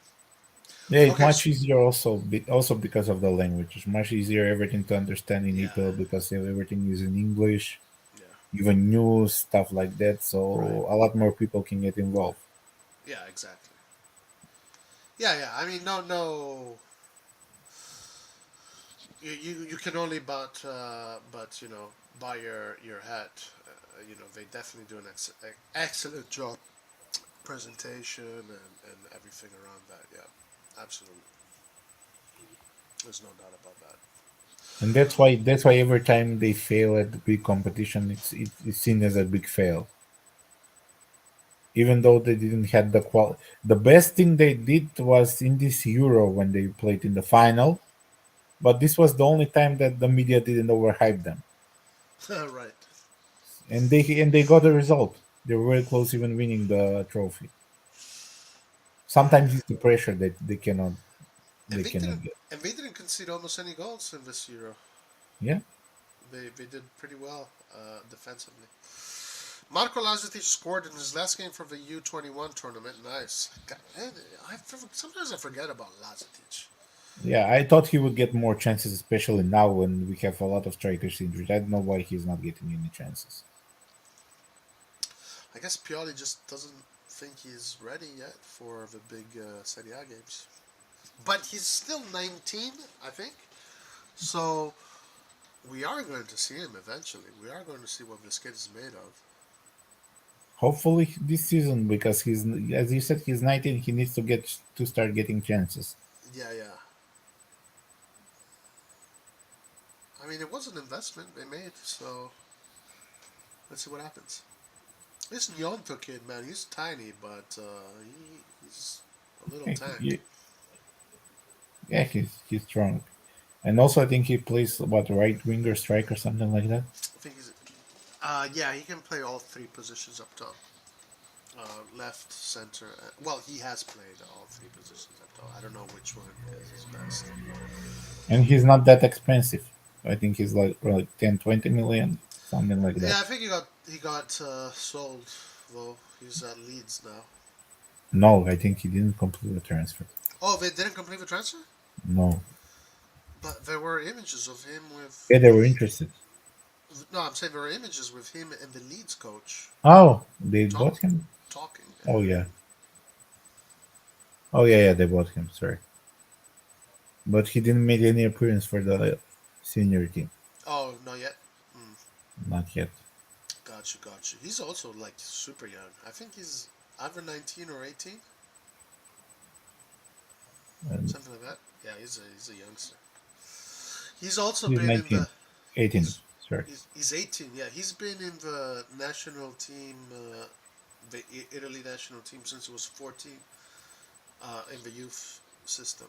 So he's been in and out of Coverciano since he was 14. You know, he's definitely stepping up the ranks. Good for him. The Yeah, they EPL. even got him for 5 million. So Oh, okay. Gotcha. What is up, Matrix Cops? How you doing, my man? oh, I love his videos. His Oh yeah, videos are amazing. he's got the best videos. He's making such good videos. The the documentary of the season. Have you saw that? Did you see that one? The Yeah, last. I even think. even for last season, the season before. I mean, honestly, like, do you agree with me that they're better than what Milan produces? Yeah, they're a lot better. They really are. Yeah, Matrix man, you have a lot of Even fans. when he makes videos about new players, they're excellent. Yeah, yeah. He's super talented. Super talented. Yeah. Matrix Counts, friend of the channel. Absolutely. Andres Kubi's gonna be a star. Enjoyed making his video. Oh, really? Oh yeah, we forgot about that kid. He has shown very good potential. So that's why I'm curious to see if he'll get the chance because he's already 19.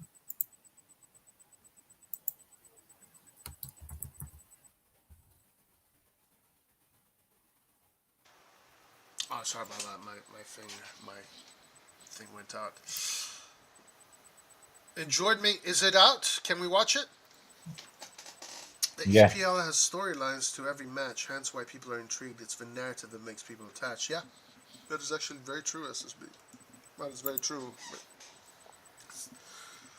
the problem is the coach and the players aren't bad.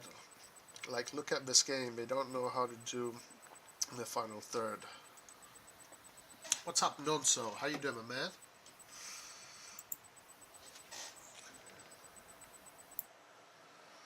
Thank you, Matrix. Appreciate you, my man. Appreciate it. Are you there, Nonso? You guys doing? Can you hear me? Yes. yeah. How's it going, man? Yeah, I just joined in. How you guys doing? Excellent. Yeah, Great, great. How are you doing? I'm great. What do you want to say? It's been a week, no Milan for a week. Just hearing players dropping, injuries up and down. Yeah, Dropping like flies, one after the other. wow. Well, it's we're kind of used to it. I Yeah, mean, very used to it. So I don't know. I'm used to it. I'm not even bothered anymore. Yeah, so just hope that they come back and yeah. Wow. Yeah, I mean, we've got the Empoli game. That's going to be tough. But I think the players we have should be good enough for that. I mean, in theory, should be good enough for Empoli. But then But the Chelsea game, yeah, we and have the Juve game. Chelsea, Juve, Chelsea. Yeah. That's going to be tough That without. Magic Mike. Yeah, that's not going to be easy. If there's anyone that I thought would get injured, I thought it would be uh, our number nine. Yeah, me too. I'm Right? just I'm just hoping he just stays fit because the only striker we have right now. Yeah, That's available. he keeps on going. That guy doesn't stop. Yeah. All right, Hmm. can we watch the Kubis video? Should we watch the Kubis video? yeah, you can play it. I haven't Who? watched it. Okay, the defender we are linked with, right? Oh no, Matrix Comps did a video for Kubis. The Napoli game was such a heartbreak. Knew it was always going to be hard without Lavo. Yeah. No, no. I think we played well. We didn't miss Leo. We're just not clinical. So I don't think it was a Yeah, Liao. we had two crossbars, so Yeah. So sometimes you're just not lucky. Yeah, yeah. All You can right, play the video Matrix. to see Kobe's. Is it cool if we watch the video? Let me get it. Her Nesta is going to London to meet up with fans with the trophy. Roy, have you seen Milan? Have you seen Milan doing fan meetups in New York City and one at London right now? Oh, cool. Thanks, man. Let's watch the Kubis video. So Matrix Comms just came up with Antonio. Antonio, what happened to your England, Antonio? What happened to your England? They got beat by all those shitty Italian players, Antonio. What happened?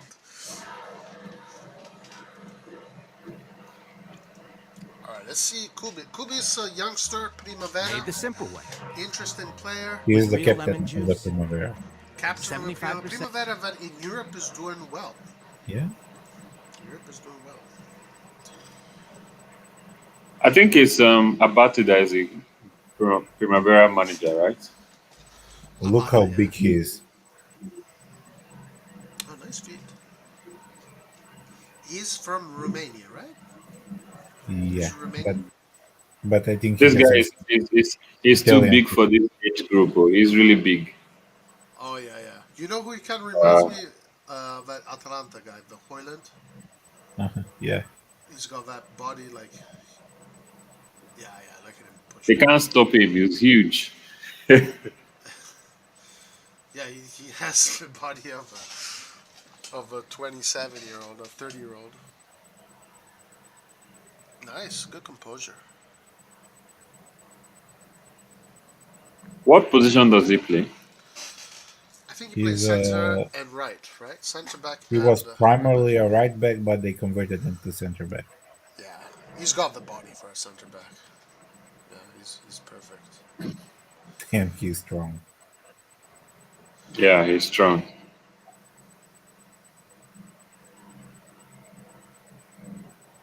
Hopefully he doesn't end up like Kerkez, and we actually keep him and we can develop him into... Kerkers was not patient enough. He wasn't. I think this season would have been his time, but yeah, he just wanted to go. Yeah, but you have to understand Kerkez as well. He's never gonna be a starting left back at Milan with Theo in the team. He won't get that much playing time. Even if he stayed, he would have to accept to be a backup with maybe 10 games per season. So I can understand him wanting to leave.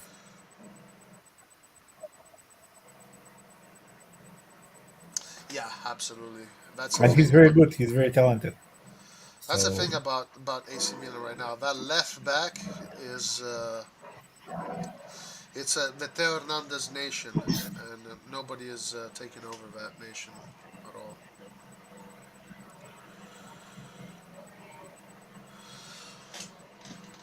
Yeah, hopefully he looked good in preseason. Actually, I even liked Di Michelis in preseason, but they sold him.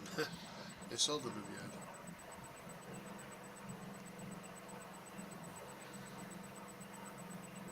Nice touch.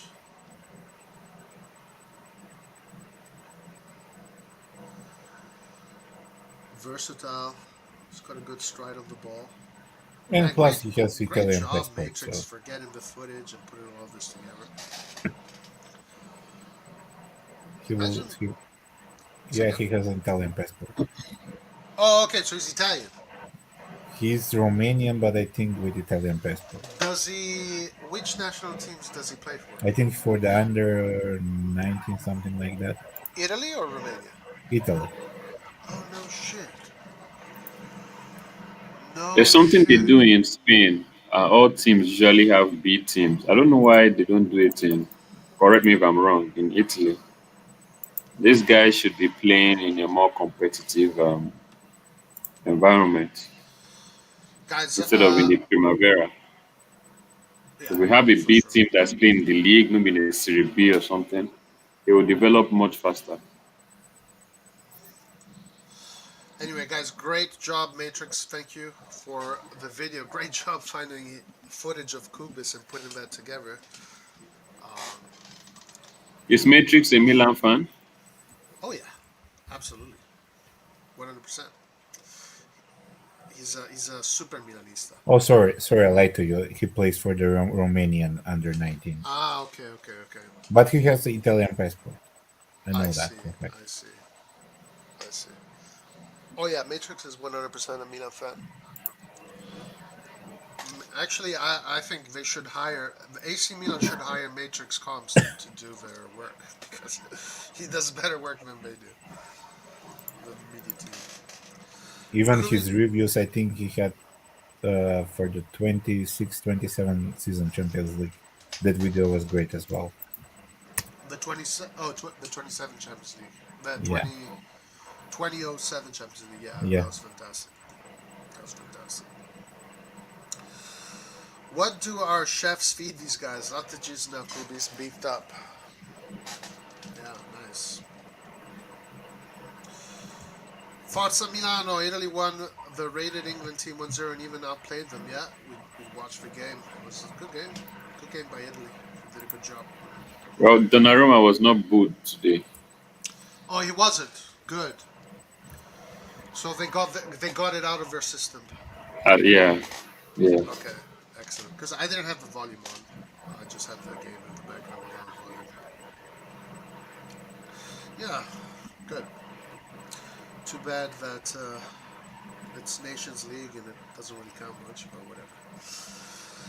Teams like Atletico, Chelsea, and even England are not built for a league format type setting. The group stage is similar to this, where you accumulate points. England is built for KO games, in my opinion.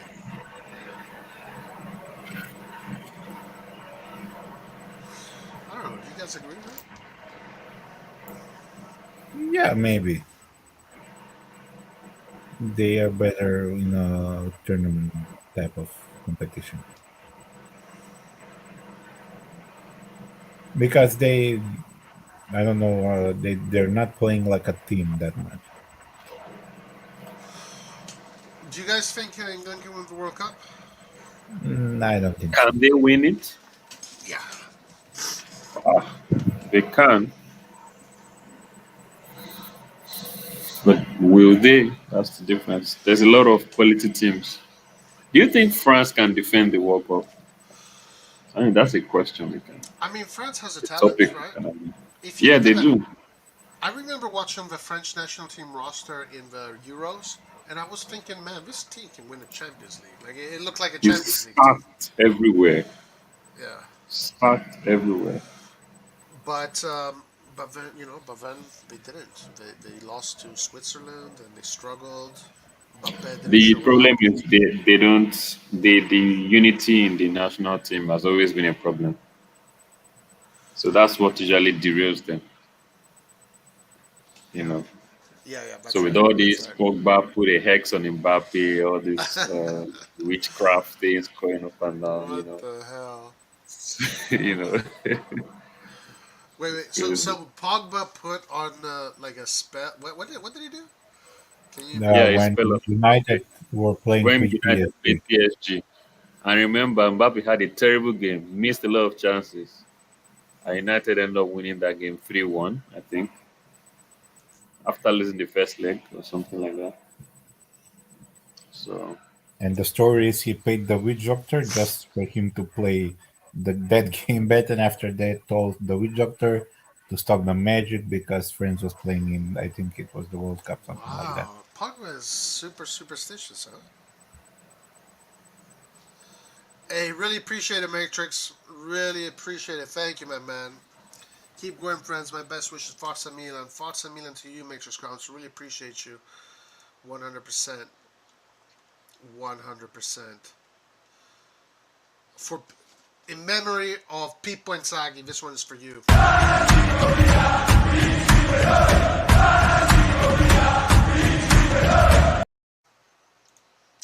And guys, subscribe to Matrix Comps. Most of you should already be subscribed to Matrix Comps and always watch out for his videos because he is the #1 YouTube compilation artist there is for sure. 100%.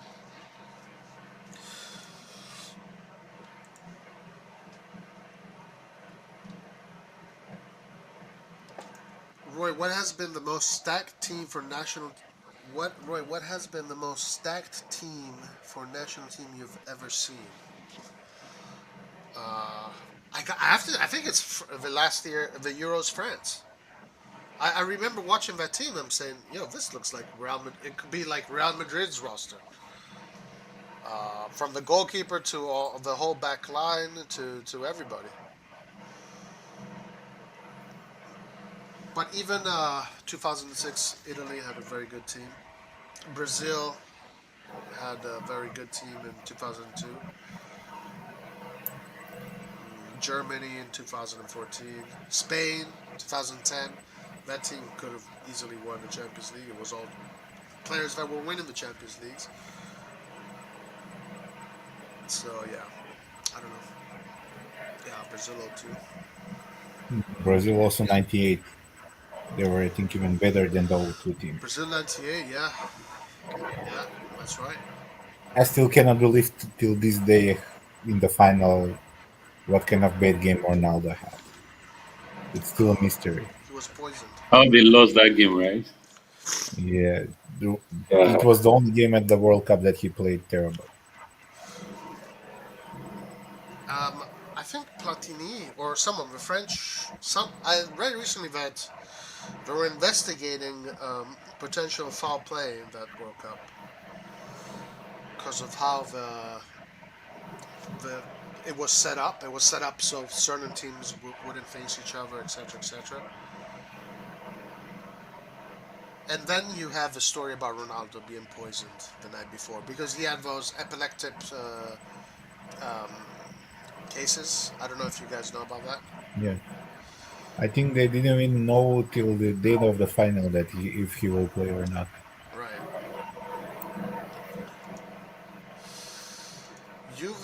You've lost. Allegri said this. Try to remove five starters from Milan, then let's see if they go into hardships. We're always cursed.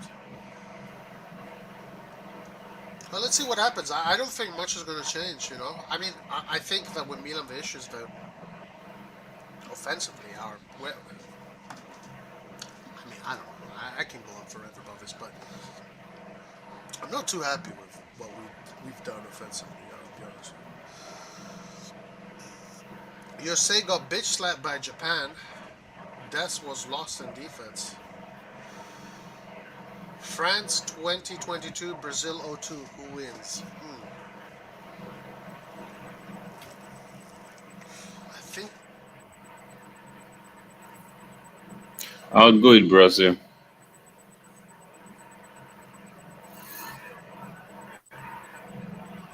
I don't know. What do you guys think? I think I'm gonna give it to Brazil. I'll go with Brazil and Brazil. Definitely.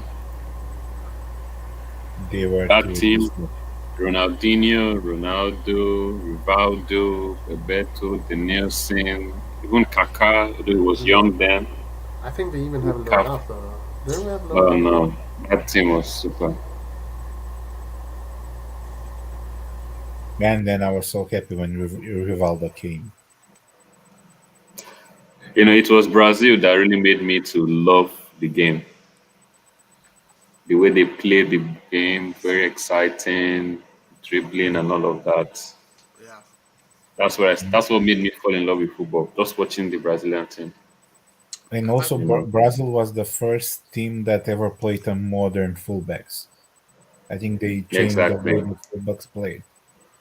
That Roberto duo of Roberto Carlos Carlos and Cafu. and Cafu. Yeah. yeah, imagine having a team with Roberto Carlos on one side and Cafu on the other side. That's like two That changed deadly everything for weapons. modern fullbacks. Yeah. Theo Hernandez is actually kind of similar to that style of fullback. Yeah. Brazil did not have Saladinho and Cronino. That is true. That is true. I definitely agree with that. Saladinho and Cronino only we have them. Current Milan team is stacked. We have Salamakers and Krunic. That's all the stack. Yeah. Well, France you won a 22. title with them, so Right.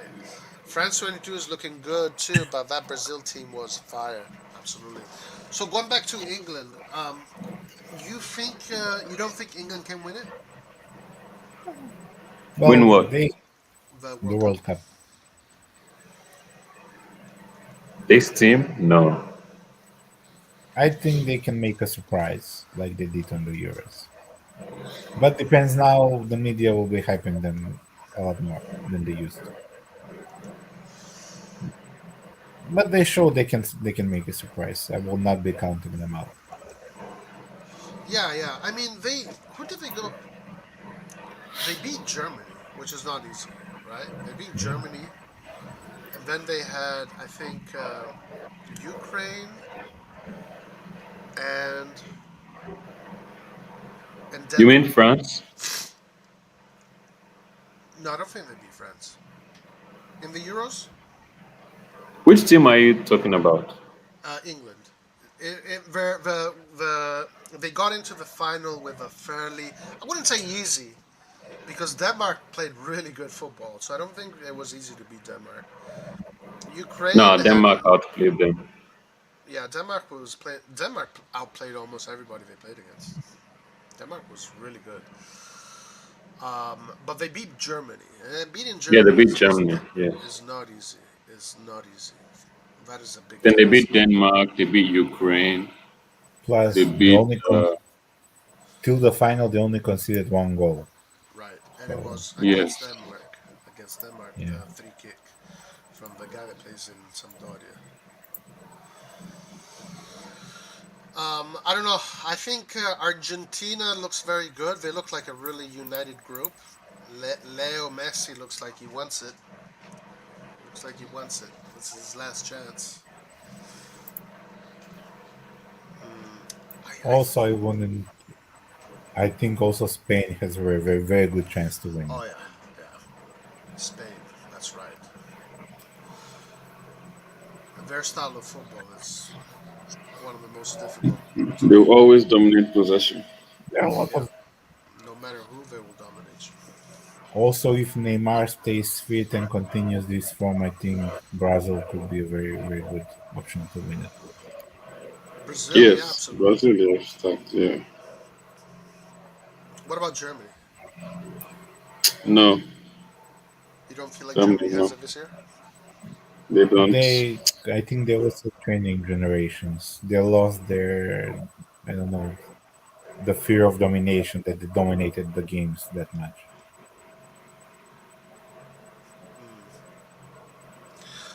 Hmm. What other teams? Belgium. What about Belgium? They're like FIFA ranked number one or two right now. And I can make us, but They will go far, Belgium, they're but like they, I don't know, they're missing something. I think Laert is convinced England is going to win the World Cup. it's the mentality for me when it comes to Belgium. They have the players to go far, but Oh, what about Holland? We're forgetting about Holland. They look like there's a little bit of a revival there with Holland.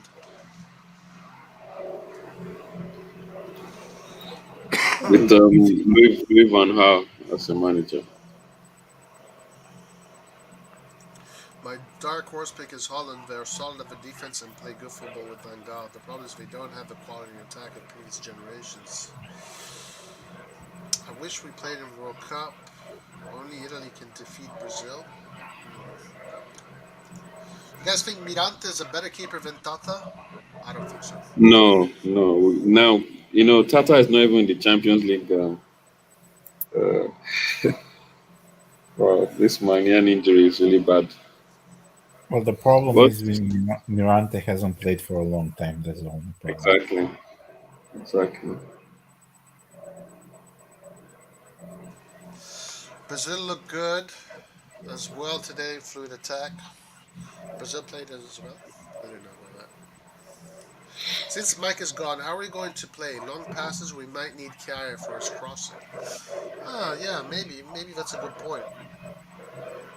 Because Tatarusano is quite poor at distribution. So maybe we'll see more of Kjaer taking care of that. Someone was saying that Kalulu is being linked to PSG. It's just a stupid rumor. I don't believe that. Yeah, you don't see Maybe that. his agents, just planting something. I think he's negotiating a new deal, so all these rumors just come around from nowhere. Mm. I mean, we need to renew him sooner or later. England have the potential because almost all the players play for big teams, but again, I don't know if they're really as good as PL makes us believe they are.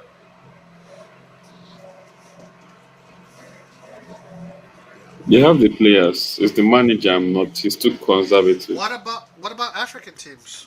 What chance are we giving to African teams? Senegal. Senegal, Cameroon. Who else? Ghana. Uh, who else? I think I, Tunisia and Morocco. Yeah, those are the five. yeah, Morocco, Tunisia, Cameroon, Ghana, Senegal. Yeah, Senegal won the African Cup of Nations. They have so they were the best team there. I think they dropped a little bit in quality African teams for this World Cup. Yeah, you think? Yeah, I think the best chance they had to doing something more when they unfortunately lost to Uruguay because All they had very right, good teams then. It man, wasn't just Ghana; it was dude, Ivory yeah. Coast had a very good team. Senegal had a good team. Even Su- Morocco had a good team. Suarez lucked out that game, man. He was very lucky. I can't believe they missed that penalty. That was Boateng when Boateng was in the Ghana Yeah, team, right? before that, after that, Yeah, that Boateng. was 2010, right? Yeah. Yeah, Suarez. Oh my God. I remember watching Boateng for Ghana. I was like, man, I hope Milan gets him. And when we yeah, did get same. him, I was like, He damn, was this their is best great. player. Yeah. First game is Holland versus Senegal. Great way to start off the tournament. And one thing that pisses me off, because Italy is not in it, is because I've heard that all the games are literally compacted in one city. Is that right? Yeah, I think yeah, everything will be played in one city. That makes it so much easier for the teams. Because if there's no traveling, they're stuck there, they're focused. They play 3, 4 days after. Because when they play one game, they wait for like 3, 4 days, play the next game. Man, what idiots Italy did. What idiots. Ugh, how did we mess this one up? I don't even know. I don't even know. I don't even know. Oh, Nonso, I have a question for you because Andon brought this up earlier. Do you think that if Milan does not qualify for the next phase of the Champions League, do you think Pioli should be sacked? No, no, Why not? no. He shouldn't be sacked. He should only be sacked if we don't make the top four. So But if not we don't make sacked it out of right the away. group stage, Sacked in the summer. I mean at the end of the season, oh, Yeah. well, maybe they can start looking at other options, but not sack him. That's what I feel. Yeah, it's a good question because I'm a little bit Yes. undecided about it. I'm a little bit undecided about that. Yeah, but Nonso he Yeah. doesn't have any Okay. excuse not to pass the group stage. Zero What do excuse. you? Well, this season, right? Yeah. Yeah, Well, this season. there is no excuse really, and I don't think Pioli will fail this time around. I can see his growth every year. I can see he's no longer the same Pioli. I think he has learned a lot, and I feel the players trust him. So Milan will get through to the next round. Can get 4 points off Chelsea. I think we are through. next time. With Yeah, all I that, think they're the without same, but Mike. we're speaking in case he doesn't do that. But in case he doesn't, I still believe we should finish the season, and as long as we make the top four, I think Pioli can be given one more shot. I don't really like sacking managers, except they're doing very, very bad, very poorly. You know, So you would give it one more chance if I he, would give him one more chance. as long as he makes top four. Except maybe a manager like, you know, maybe Jurgen Klopp is available, Pep Guardiola is available, and we have the funds to get such managers. Then, of course, you don't think you would just take that chance. But if we don't have any viable alternatives, then Pioli should stay.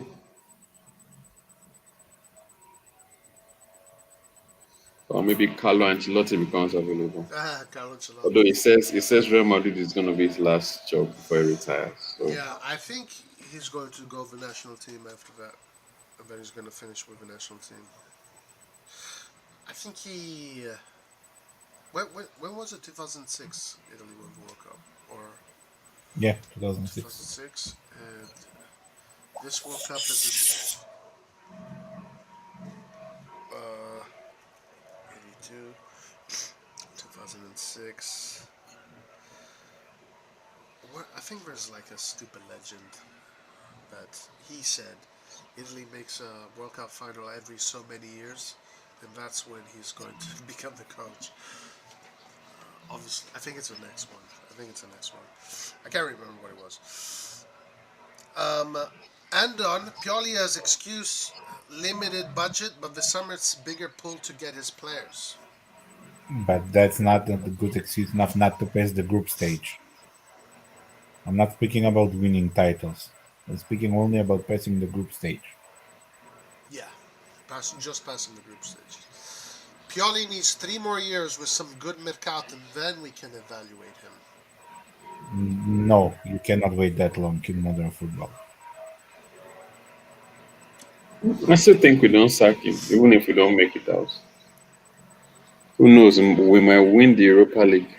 Forget that. Oh my god. I completely forgot about that. I hope we don't. I hope if we don't go through, we don't go to a Europa League. I really hope we don't.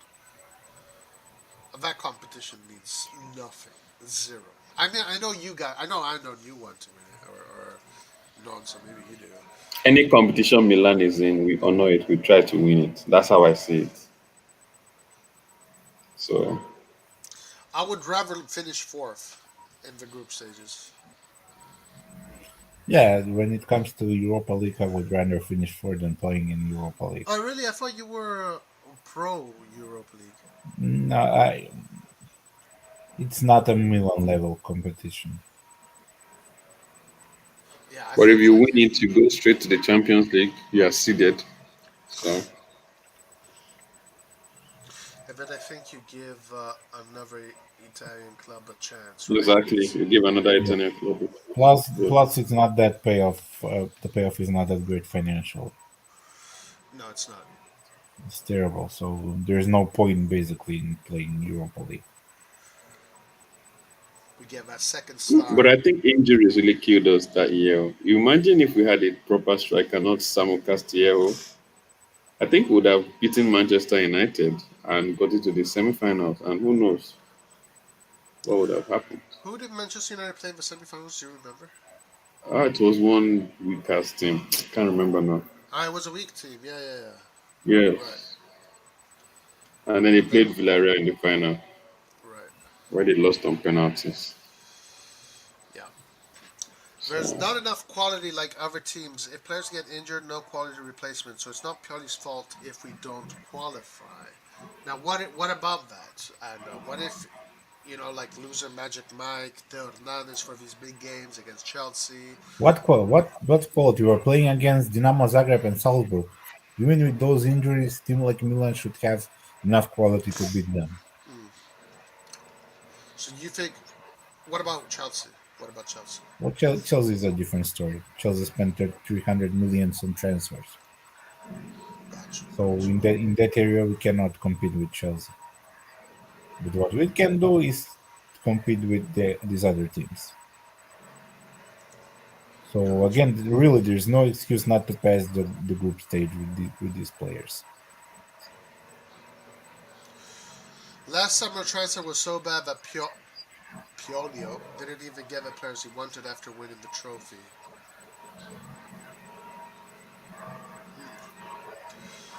I wonder what players he actually wants. Well, Well, Pioli gave the okay for Messias to be bought. So yeah, Pioli believed in Messias. That's why they didn't get another right wing. yeah, Pioli likes Messias. I think Maybe the the whole club likes Messias. Yeah, Everybody likes maybe the Messias. only player that Pioli wanted that they didn't get was Botman. Bobman, yeah. But you cannot compete with the money of Newcastle. And he wanted back in the day. He wanted Chiesa. That wasn't Again, not this mercato, like a few mercatos ago. what people need to understand before a player gets bought, sports director give a list of players to the coach, Yeah, and he chooses in the end what player to be bought. yeah. Again, you cannot say the players are not his choosing. Yeah, the players are his choosing. So again, people were speaking about passing the group stage, not winning the Champions League. We're in a group with Dinamo, Zagreb, and Salzburg. Even No if we had, excuses. even if we have 7 injuries, we should beat them. That's what big teams do. Yeah, I think this year it is a no excuse kind of year. You know, we got lucky, I think, with our draw. Yeah, we were lucky. We And were first spot, so we deserve this. So it's not just luck. we earned the first spot. The Yeah, first we spot. earned it. And then the it was kind of favorable the seedings and all of that. So I think there's no excuse this year. There's no excuse. Either first or second, it doesn't matter. No excuse. Yeah, How long is Iron Mike out for? He is out for 2 or 3 weeks. Nuts, I think there's a lot of noise coming from your microphone. Let me see. Yes. There's like a tornado. Are you there, Nonso? Here we go again. Now, Mañana will miss important games. Yep. Who can we replace him with? Inzaghi? Oh, wait. Let's jump out. Christian Pasmino. Christian Pasmino is very negative today. I wonder if the WhatsApp group chat is been extremely negative. I left that WhatsApp group chat, by the way. I left it. yeah, Christian. I'm not saying to replace him even if now fails. At the end of the year, after the championship is finished, to get a new coach, to let him have the whole summer to work with the team and to have progress. Depends on what coaches will be available then.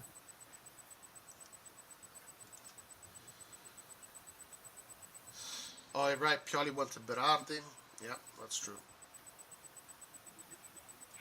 Yeah, but Sassuolo wanted 40 million for Berardi, which is too much. Yeah. Renato Sanchez and Ziyech wanted. Man, I'm not convinced about Ziyech at all. Ziyech is terrible at Chelsea. I am not convinced about him I don't know at what all. people see that Ziyech would do very different to Messi as in No, no, no. Salah. Ziyech is a quality player. He's just not. His head is no longer in Chelsea. I think that's why he's just. You know. I think there's one thing he'll add that we don't have since Chanalogi left us, which is crossing the ball. We don't really have good set piece takers, and Giroud very strong in the air. We don't really utilize that area of his game so much. Yeah, We don't really have. in terms of footballing quality, yeah, but also he has a bad personality. That's why he won't fit in Milan. Oh, well, let's see how it goes. Sanchez is really not playing much at PSG, which we all saw, but him and his agent decided that was the best option. So, I mean, Yeah, good plus luck you in cannot compete PSG. with PSG. His old coach was there. So again, Sanchez is not playing too much, huh?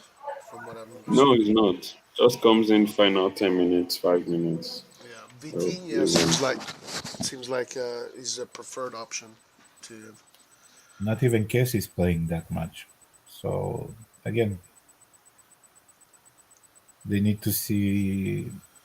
They need to understand when they leave Milan, it's totally different. Yeah, yeah. Especially for Kissy, I would say. Um, Tata stopped Inter. We must believe in Tata Rusano. Of course, yeah, absolutely, absolutely. I don't count if he flopped at Chelsea. Chelsea have made so many players look bad. Ziyech was balling for Ajax and CL. Now, his numbers in with Ajax were outstanding. I admit that. Yeah, but with Ajax, again, it's a different league, different competition. Different style of football. I wonder if he would do well with Milan. I don't know. There's always red flags always come up. When I think of Ziyech for some reason. I don't know. Maybe I'm wrong about it. Probably. I only have problem with his personality. Yeah, it seems like he does have a little bit of a fiery personality, right? Yeah, and how he will fit the system. Plus, I don't believe he's that much of a big upgrade of Messias and Salamakers. Really? Yeah, if you get a right winger, needs to be a big upgrade from those two. And Ziyech, even with the years that he has and the numbers that he currently has, he's not that big of an upgrade. Yes, he's a better player than these two, but what we are getting him at 29, and Mm, if he starts have personality problems, how are we gonna get rid of him? yeah, yeah, yeah. It's kind of what I feel too. But then again, I don't want to commit to that because there's also something that says to me that if he get comes into a new team, he's motivated, and then because he does have a super wicked left foot, man. Like you can't. Yeah, he's good. He's a good footballer. I'm not saying that he's not, but again, and also he will demand a high salary. Yeah, that's right. That's Five another million, problem. 5 million or something like that. And if I think also Maldini doesn't believe in him that much. If Maldini believes in him that much, he would They have would gotten have him gone. this year. Yeah, I thought so too. I think we'll go for him in January on a loan with option. I've read that that's what they want to do. Yeah. I still So, don't think Maldini is convinced that much for him. well, Masara is.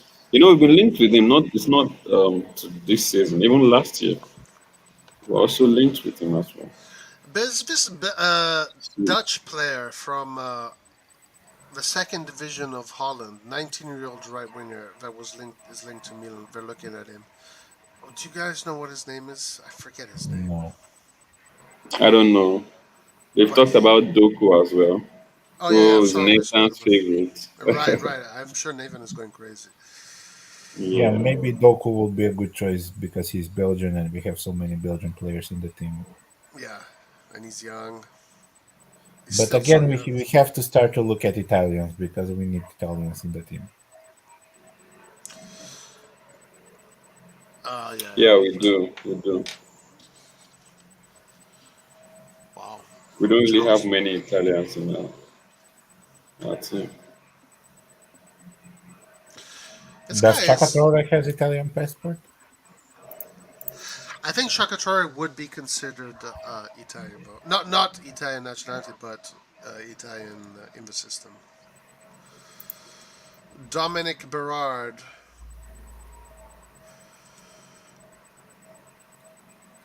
I'm looking forward to seeing Berardi Chaka. would have been good for us, but Sassuolo are demanding a lot.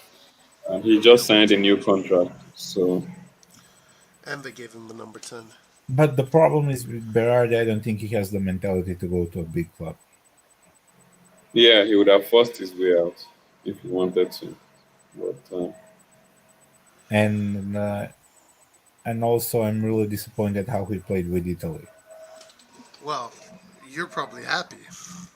Well, yeah, I know, but still, he was terrible. He was basically terrible how he played. Yeah, I mean he was supposed to be in that game against Macedonia at least. He was really the because Italy had a lot of players out, so he was supposed to take the mantle, but he kind of failed.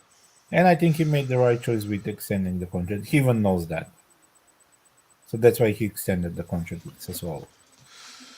Yeah, after that contract extension, I gave up on him. Because I wanted him at Milan, but I I can't think he believe. can be something like Di Natale, some type of a player like that. It looks like that's what he wants to be. It's very disappointing to me. I'll be honest. Very disappointing. This child guy looks pretty good, huh?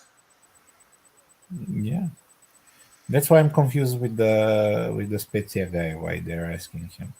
Cause and this is not even like a loan. This is we bought him. Like we actually Yeah, bought this player. What's up, Hamza? How you doing? Most of the Italian players prefer to play in Inter Juventus. I don't know why Milan is a problem for them. Inter doesn't have that many Italian players. I think the issue with Italian players right now is that, at least with Elliott, Milan doesn't want to spend the extra tax money. Yeah, I think most of the scouting is done in France. Most of it. Yeah, Moncada. What does Lucas call him? I don't Makanda? know. Makanda. Ciao, buenas tardes, amigos. How you doing, Massi Manduyo? How you doing, Manduyano? How's everything? Milan is not a problem for them. It's either money or they only solve the banter in Milan. Italian players are too overpriced. That's the problem. So the injury problems will never end for us. Nope, they will keep on coming, man. But I mean, who is getting injured? I mean, it's all the players that play. So, man, shit. Put Florenzi in there too. Yeah, I Wow. think that most of the problems are muscular problems that they have. So it's either the training that they do or they're not enough prepared physically. They need to look into that.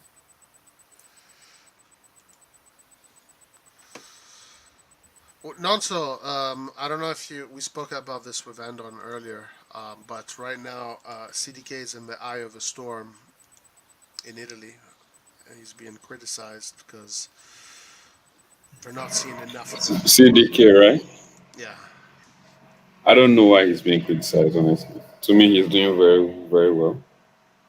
And if not for our players missing chances that he creates, he would have probably had like 5 assists by now.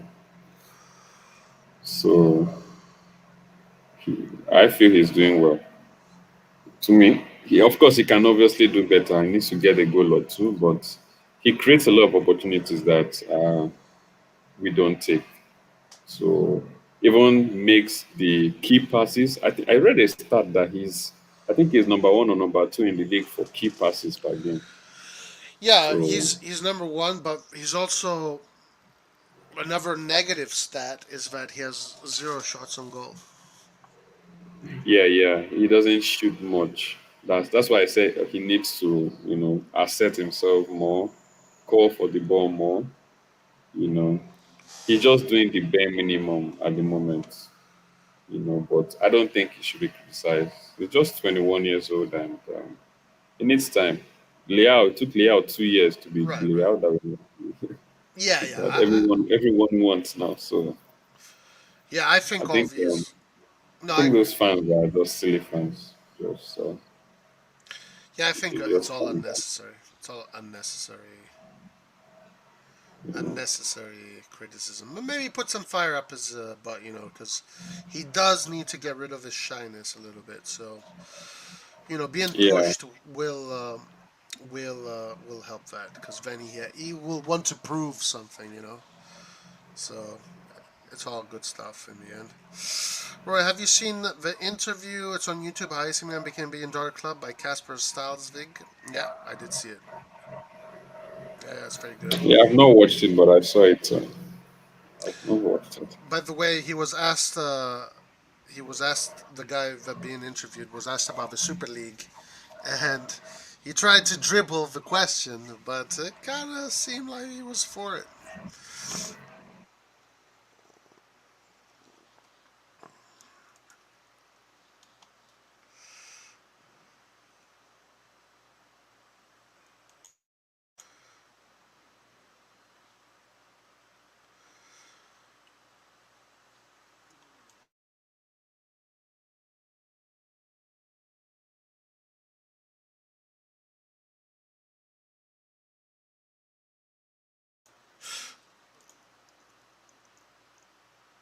All right, sorry, I'm back.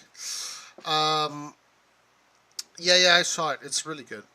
Everybody should check it out, guys. It's if you have the time, check it out. It's really good stuff. How for nonce? Which area?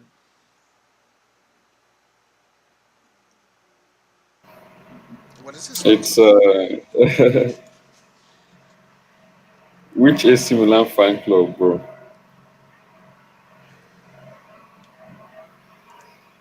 I'm from Nigeria, so he's just greeting me.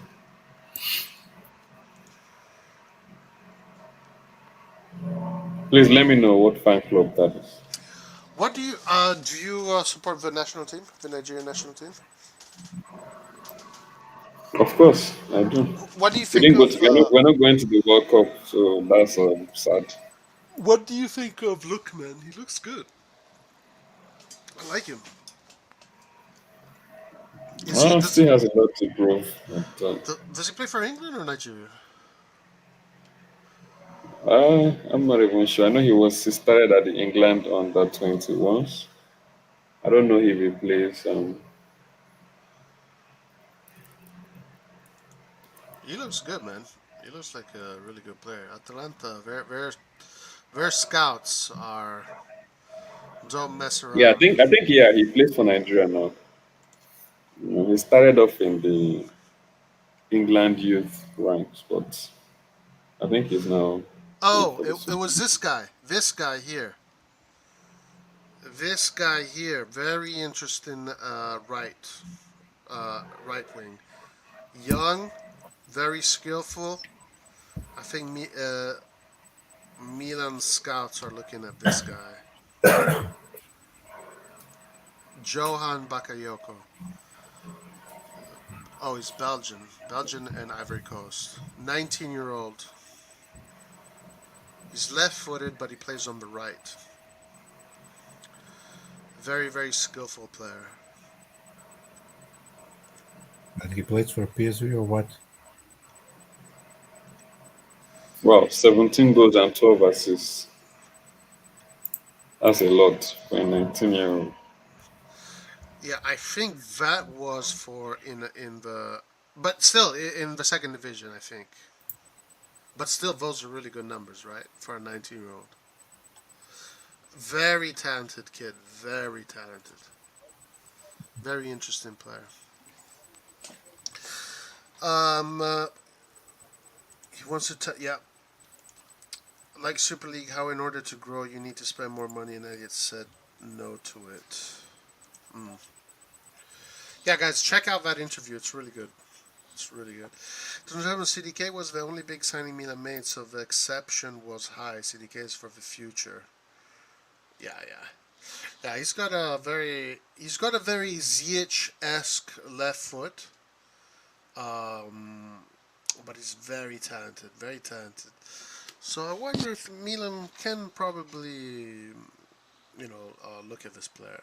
They can look at this player maybe for the right way.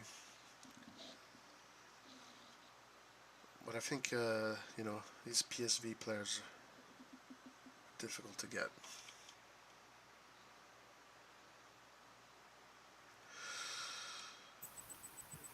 Is he Belgian? Belgian and Ivory Coast. So I'm not sure which national team he'll play for because he's still 19. But very interesting prospect. Yeah, he looks like a good prospect. Yeah. Yeah, I mean his numbers say it all. You know.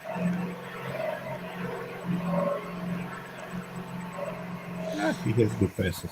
Yeah. Very strong left foot. Yeah.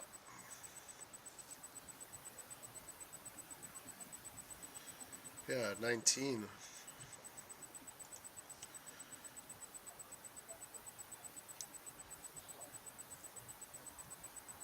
We'll have another Bakayoko in the team if we get him. Mm.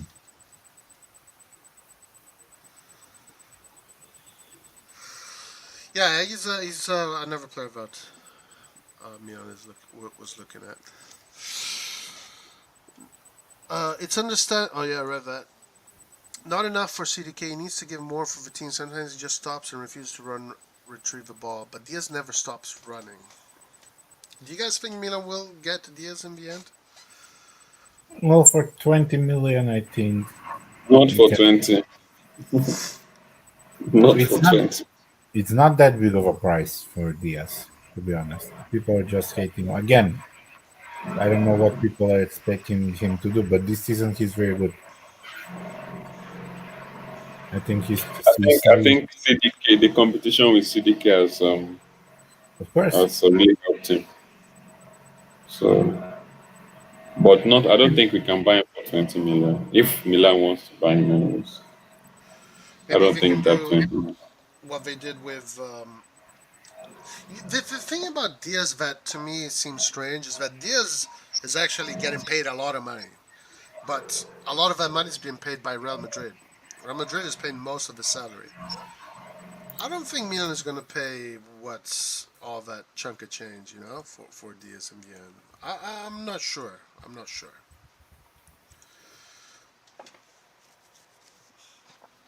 Because I think Milan is paying like 15 or 20% of the salary, something like that. Yeah, currently he's earning, I think, somewhere around 5 million. Yeah, right. So, Milan will not pay her 5 million, maybe 3, 2, something like that. yeah. Um, to me, CDK creates a lot more thanks Hakan because Haka consistently did stupid things on the pitch. CDK doesn't do stupid stuff much. It is true, he doesn't do bad plays. He just doesn't do enough right now, but he will. He will. But he seems like a very serious player and he won't do like stupid shit for sure. I believe CDK only has room for improvement, guys. Hopefully, the football purely has the team plays. Yeah, 100%. And a younger striker might help him with assists. Yeah, he's going to get used to it. He's going to get used to Yeah. it. Again, just give him time, guys. Don't. Right, right, right. You will Ali see. also. Ali also, Adli would be amazing Yeah. as well. I won't be surprised if CDK will be moved to striker and Adli to attacking midfield. Yeah, yeah, yeah. Yeah, a lot of people are thinking that. And also, CDK did play as a striker, so it can definitely be the solution. CDK needs to do third man runs in the box, run beyond Giroud. Yeah, he doesn't do much of that. He needs to do more for sure. Actually, I was thinking this is Pobega. I watched. I think it was today or yesterday. I just watched like the. Oh, it was behind the scenes. AC Milan had the behind the scenes for the Sampdoria game, and after Leao did that overhead kick, Pobega had a beautiful shot that went in the bottom corner of the goal, and that would have been the goalkeeper would have never gotten that. Did you guys see that? Do you remember that? Yeah, yeah. Yeah, that would have been a nice goal if it wasn't a foul.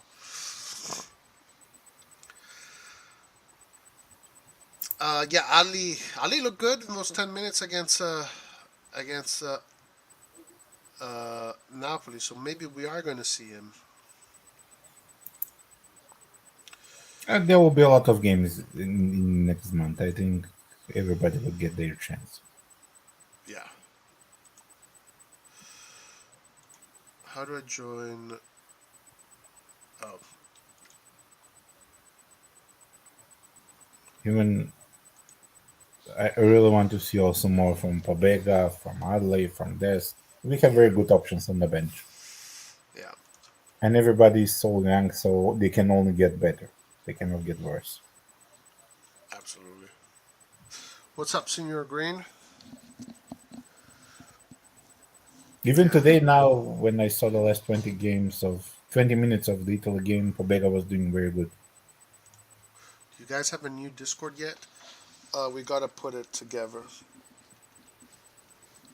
How is the Discord? How is the old Discord? Are you still on it, Anna? You're on it, No, right? I left. Um, yeah, we're going to put a Discord together. We're going to do a new one. There's a little bit of chaos that happened there. A little bit of drama. Yeah, drama's, whatever.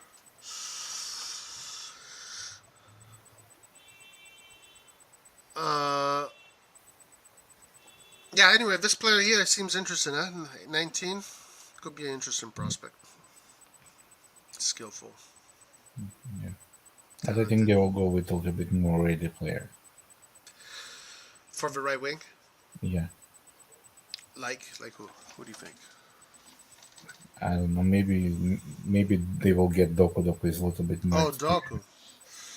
Yeah. Yeah, Doku would be nice. This guy on the screen is the right winger. It seems legit, has potential.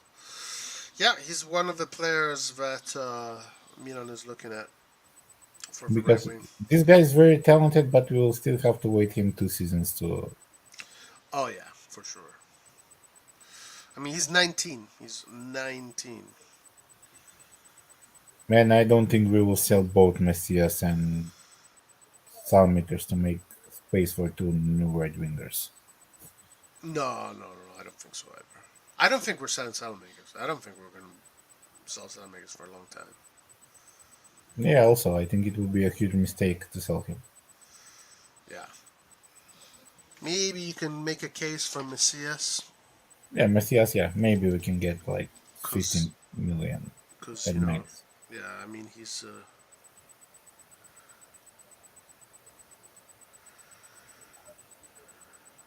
Or use him in some exchange for a younger Italian. What are interesting Italian right wingers now? I don't know. There's not that many options. God, I wouldn't know. I would say Orsolini, but he's not that young. Right. Yeah. Napoli has a Zerbin kid who looks interesting, but Napoli isn't going to be selling players to Milan. They won't sell. Yeah. I don't know. I have to, also. I want to wait to see Chaka Traore what he can do. Right, Chaka Traore, guys. We have a So gem. that's why A I don't gem. see point in getting this right winger because we already have a young right winger in the Primavera. Actually, let's see It is who very is. good.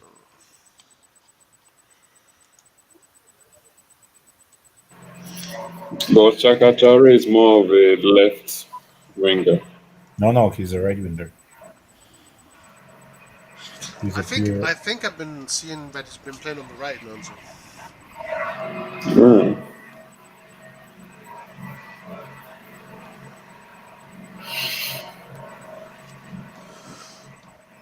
At least he played on the right in the last in youth Champions League games. Yeah, he's a right winger.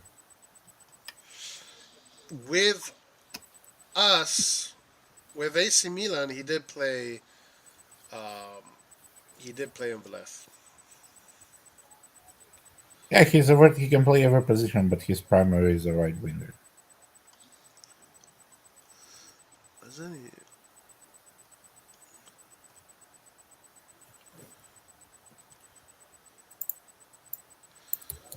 try this one.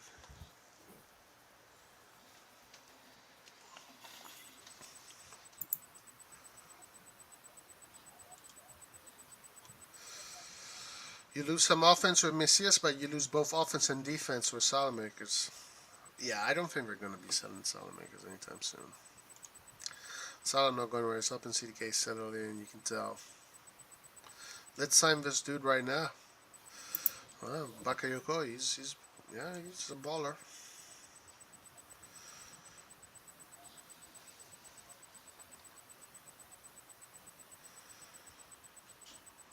Sixty, 17 years old now. Shaka.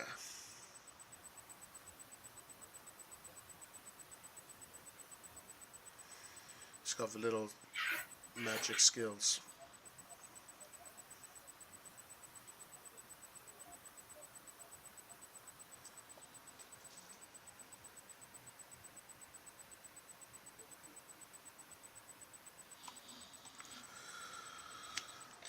Well, let's see what happens with him. But also this one, though, is going to take a while before we see him in the first team. It's not going to be anytime soon. I think next season. Already next season, you think? Yeah.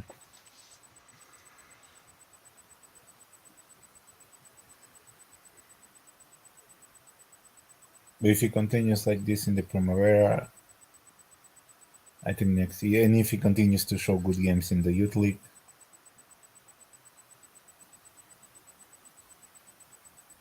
yeah, I hope. Because he, as you can see, he has very good dribbling skills.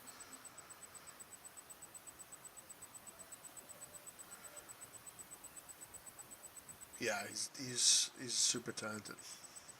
Even though he's small, he has very good strength for his size. Yeah. The whole size thing to me is I don't know. That's Hans. Hans is obsessed that today you have to be this 6'5". I was like, no, you don't, man. You really don't. You really don't. Football. Also, he looks a little bit buffed up. Yeah, football is about technique. I think that's why this year Diaz is even better, because he added some muscle. He's not losing the duels so easily like last year. No. And Diaz recovers a lot of balls too, yeah? Like Diaz fights. He's a fighter. He will fight for every ball.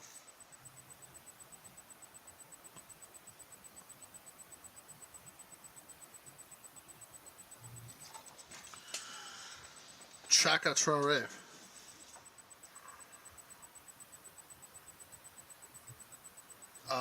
I think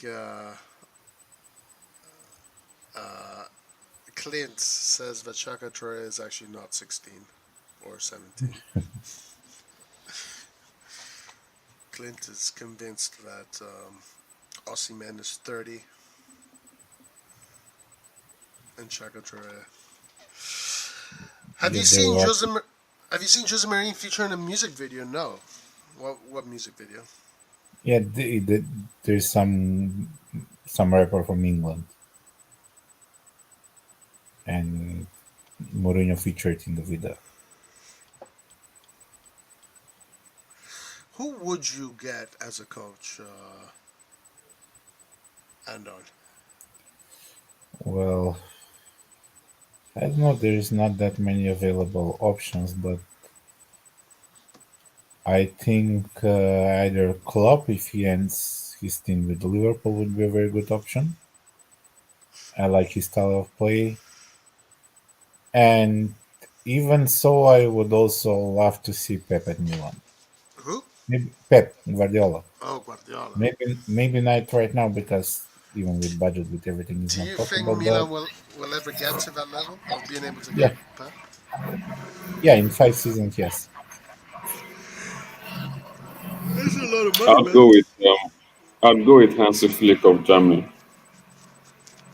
With Flick, really? Yes. What he did for Bayern and how he has restructured the German team has been Yeah, I mean, he's a great coach. amazing. Yes. He's really good. Currently, Germany has the most talented coaches. Yeah. And also what I forgot. Also, I want to see Sotil how he does with Oh, so Teal, movement. very Yeah, interesting, right? yeah, can be an interesting midfield. Yeah, the Udinese former Ascoli Yeah, manager. Yeah, I heard the guy Yes. is really good though. I heard he's really good. And He's doing wonders with Budinez. I mean, he's turned that team around really fast too. yeah, they play attacking football. No longer they're physical, Yeah. defensive with Tudor and Gotti and all those of that. Right. And Guys. he could be one of the next you know top coaches in Italy. Maybe. Who knows? Let's see how it does this season. He seems to have that. I mean, let's see I how think he does. I think for what's his name, Fiorentina manager, what's his name, Italiano. Italiano. He hasn't yet managed the playing weekdays, and so he's All right. struggling a bit with that. Yeah. So No, next year, Christian. Next year.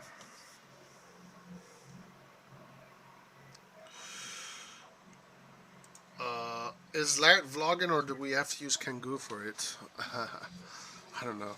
even for the What? Chelsea game, Yeah, if he doesn't vlog it, man, I'm gonna be pissed off. I'm gonna be really pissed off. Light is in London, correct? Yeah, He should go to the Chelsea I game, think I think he the said he Milan was. game. I think he said he would. Have you guys ever seen Milan live? No, I've not had the opportunity. yeah, I have one. They played with Scandia here. They played for the Europa League. The season Bonucci was in Milan Against who? against Scandia. It's our local team. They played in Skopje. Was it a group stage game? No, it was they were playing qualification for the Ah, okay. Europa League. They win like 5-0. Which coach was coaching? Montella, I think it was Montella. It was Montella. Yeah, it was at the start of the season when they got Bonucci, Andre Silva, all that crazy mercato. Wow. How was the team live? How did it look? It was very I've good. never seen Milan live. Never seen it. It was very good, but again, they were playing a very weak side. So Do you remember the midfield? Who was in the midfield? I think it was Okay, Bilia, right? Lucas Billa. I think it was Hakan, and I don't remember who was the last one. Who was next to Bonucci? I think it was. Romagnoli. You mean under Montella? I think it was Romagnoli. Let me check. Romagnoli and Bonucci. Romagnoli and Zapata. There's Zapata also. Oh wow. Was Donnarumma in goal? No, Storari Yeah, was. it should be. No, no, they didn't play the strongest side. Was wait Locatelli no? midfield, Mauri. Was Mijalovic before or after Montella? I forget. Who? uh, Mihailovic, I think it was before Montella. Mihalovic was before Montella. Okay.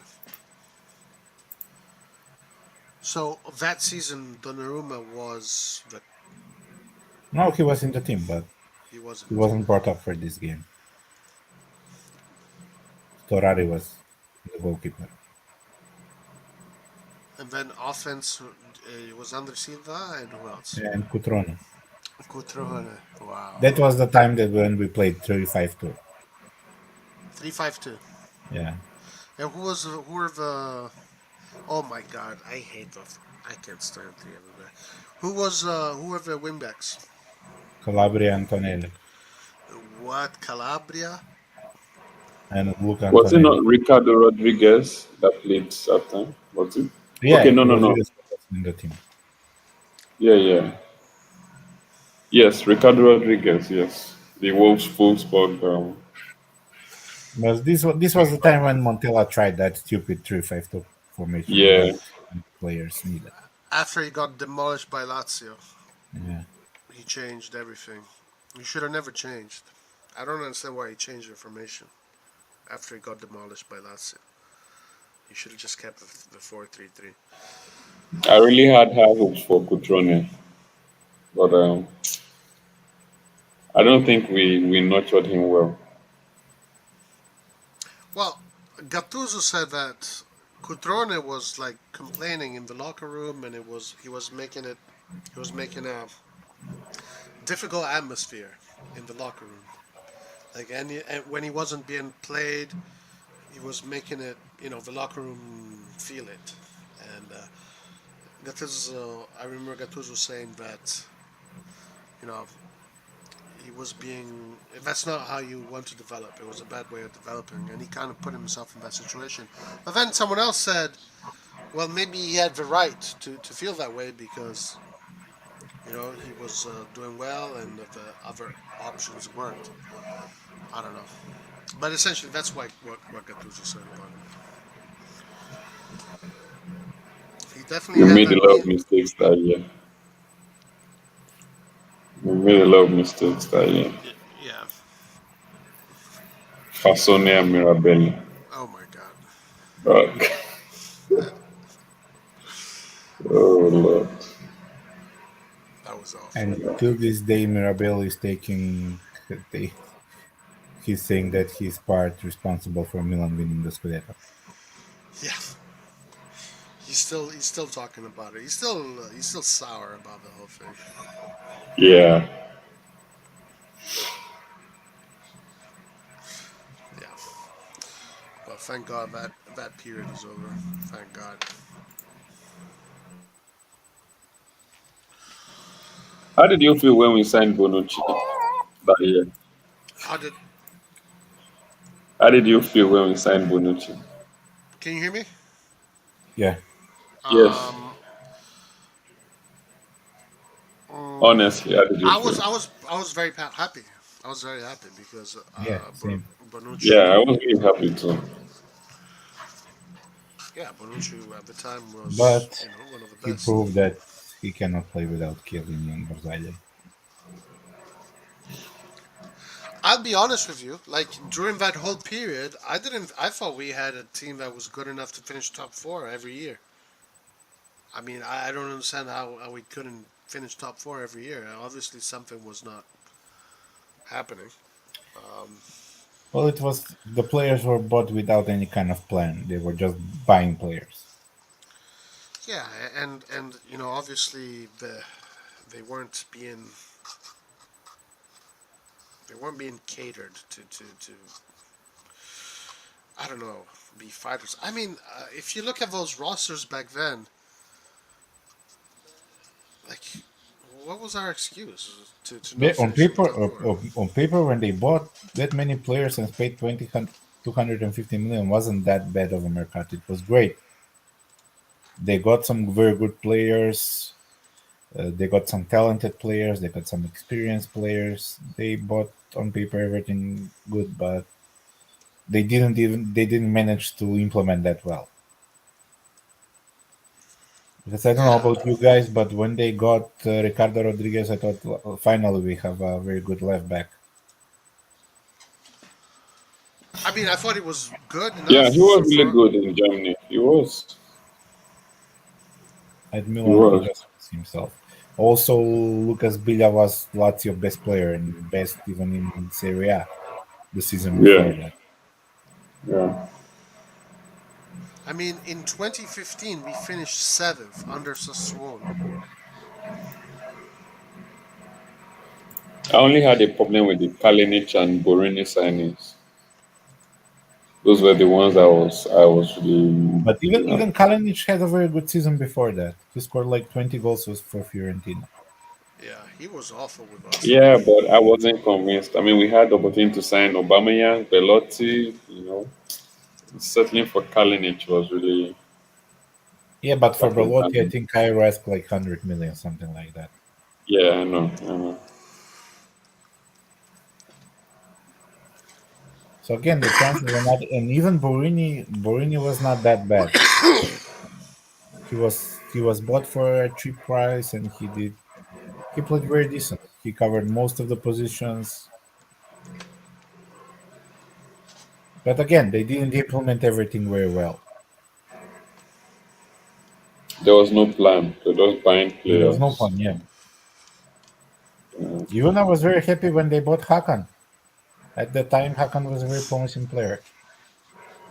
Yeah, I was happy to when they bought him. In 2016, we finished sixth. Inter finished seventh. Yeah. But in that period, only three teams made the Champions League. Napoli, Yeah, Roma, it was Juve. different. Yeah. Napoli really messed up. They should have had at least one Scudetto. Yeah, yeah. They really messed up. They should have had at least one. Let's check 2017. But also, I don't know if you see these guys. VAR changed a lot of things. Even now, Juventus is not getting those calls that they used to get. Yeah, they're not. Yeah, the opposite is happening for them. I think that was the problem why even Napoli didn't win the Scudetto then. Now it's a different story. Even Well, even though VAR is not perfect, but it's a lot better now with VAR rather oh, than it's it was. way better. I can't believe Cassano is saying that we should take the VAR out. It's way better. Because even when Juventus played Milan, I don't know if you remember this game, I think it was the Shilo who made penalty, and it wasn't even a penalty. I think it was 2015, something like that. 20. It was late in the game, I think 19 something minutes. Yeah, we got screwed a lot for not having the VAR. Just That was goals a that were stupid supposed to penalty. be goals, Yeah. penalties, fouls, offsides. So many times we scored goals that were supposed to be goals. And it mostly happened that way, that we scored goals that were supposed to be goals that were called off rather than the opposite. Many times we got scored goals that weren't supposed to be goals. So the VAR has been a godsend for Milan. Forget about it. Forget about it. All right, guys, I gotta go. I gotta close. Thank you for joining Andon No and problem. Nonsa. Really appreciate you guys. We're going to do another All live right, on. man. Thank you. We're going to do another live on Sunday. No, So join us on Sunday. no problem. And Forza All right. Milan, guys. That's Forza Milan. Everybody in chat, thank you. We are going to start another Discord. That's going to be happening. And we'll see you soon. All right, guys. Thank you so much. See you Thank next you. time. All right, guys. Yeah, take care.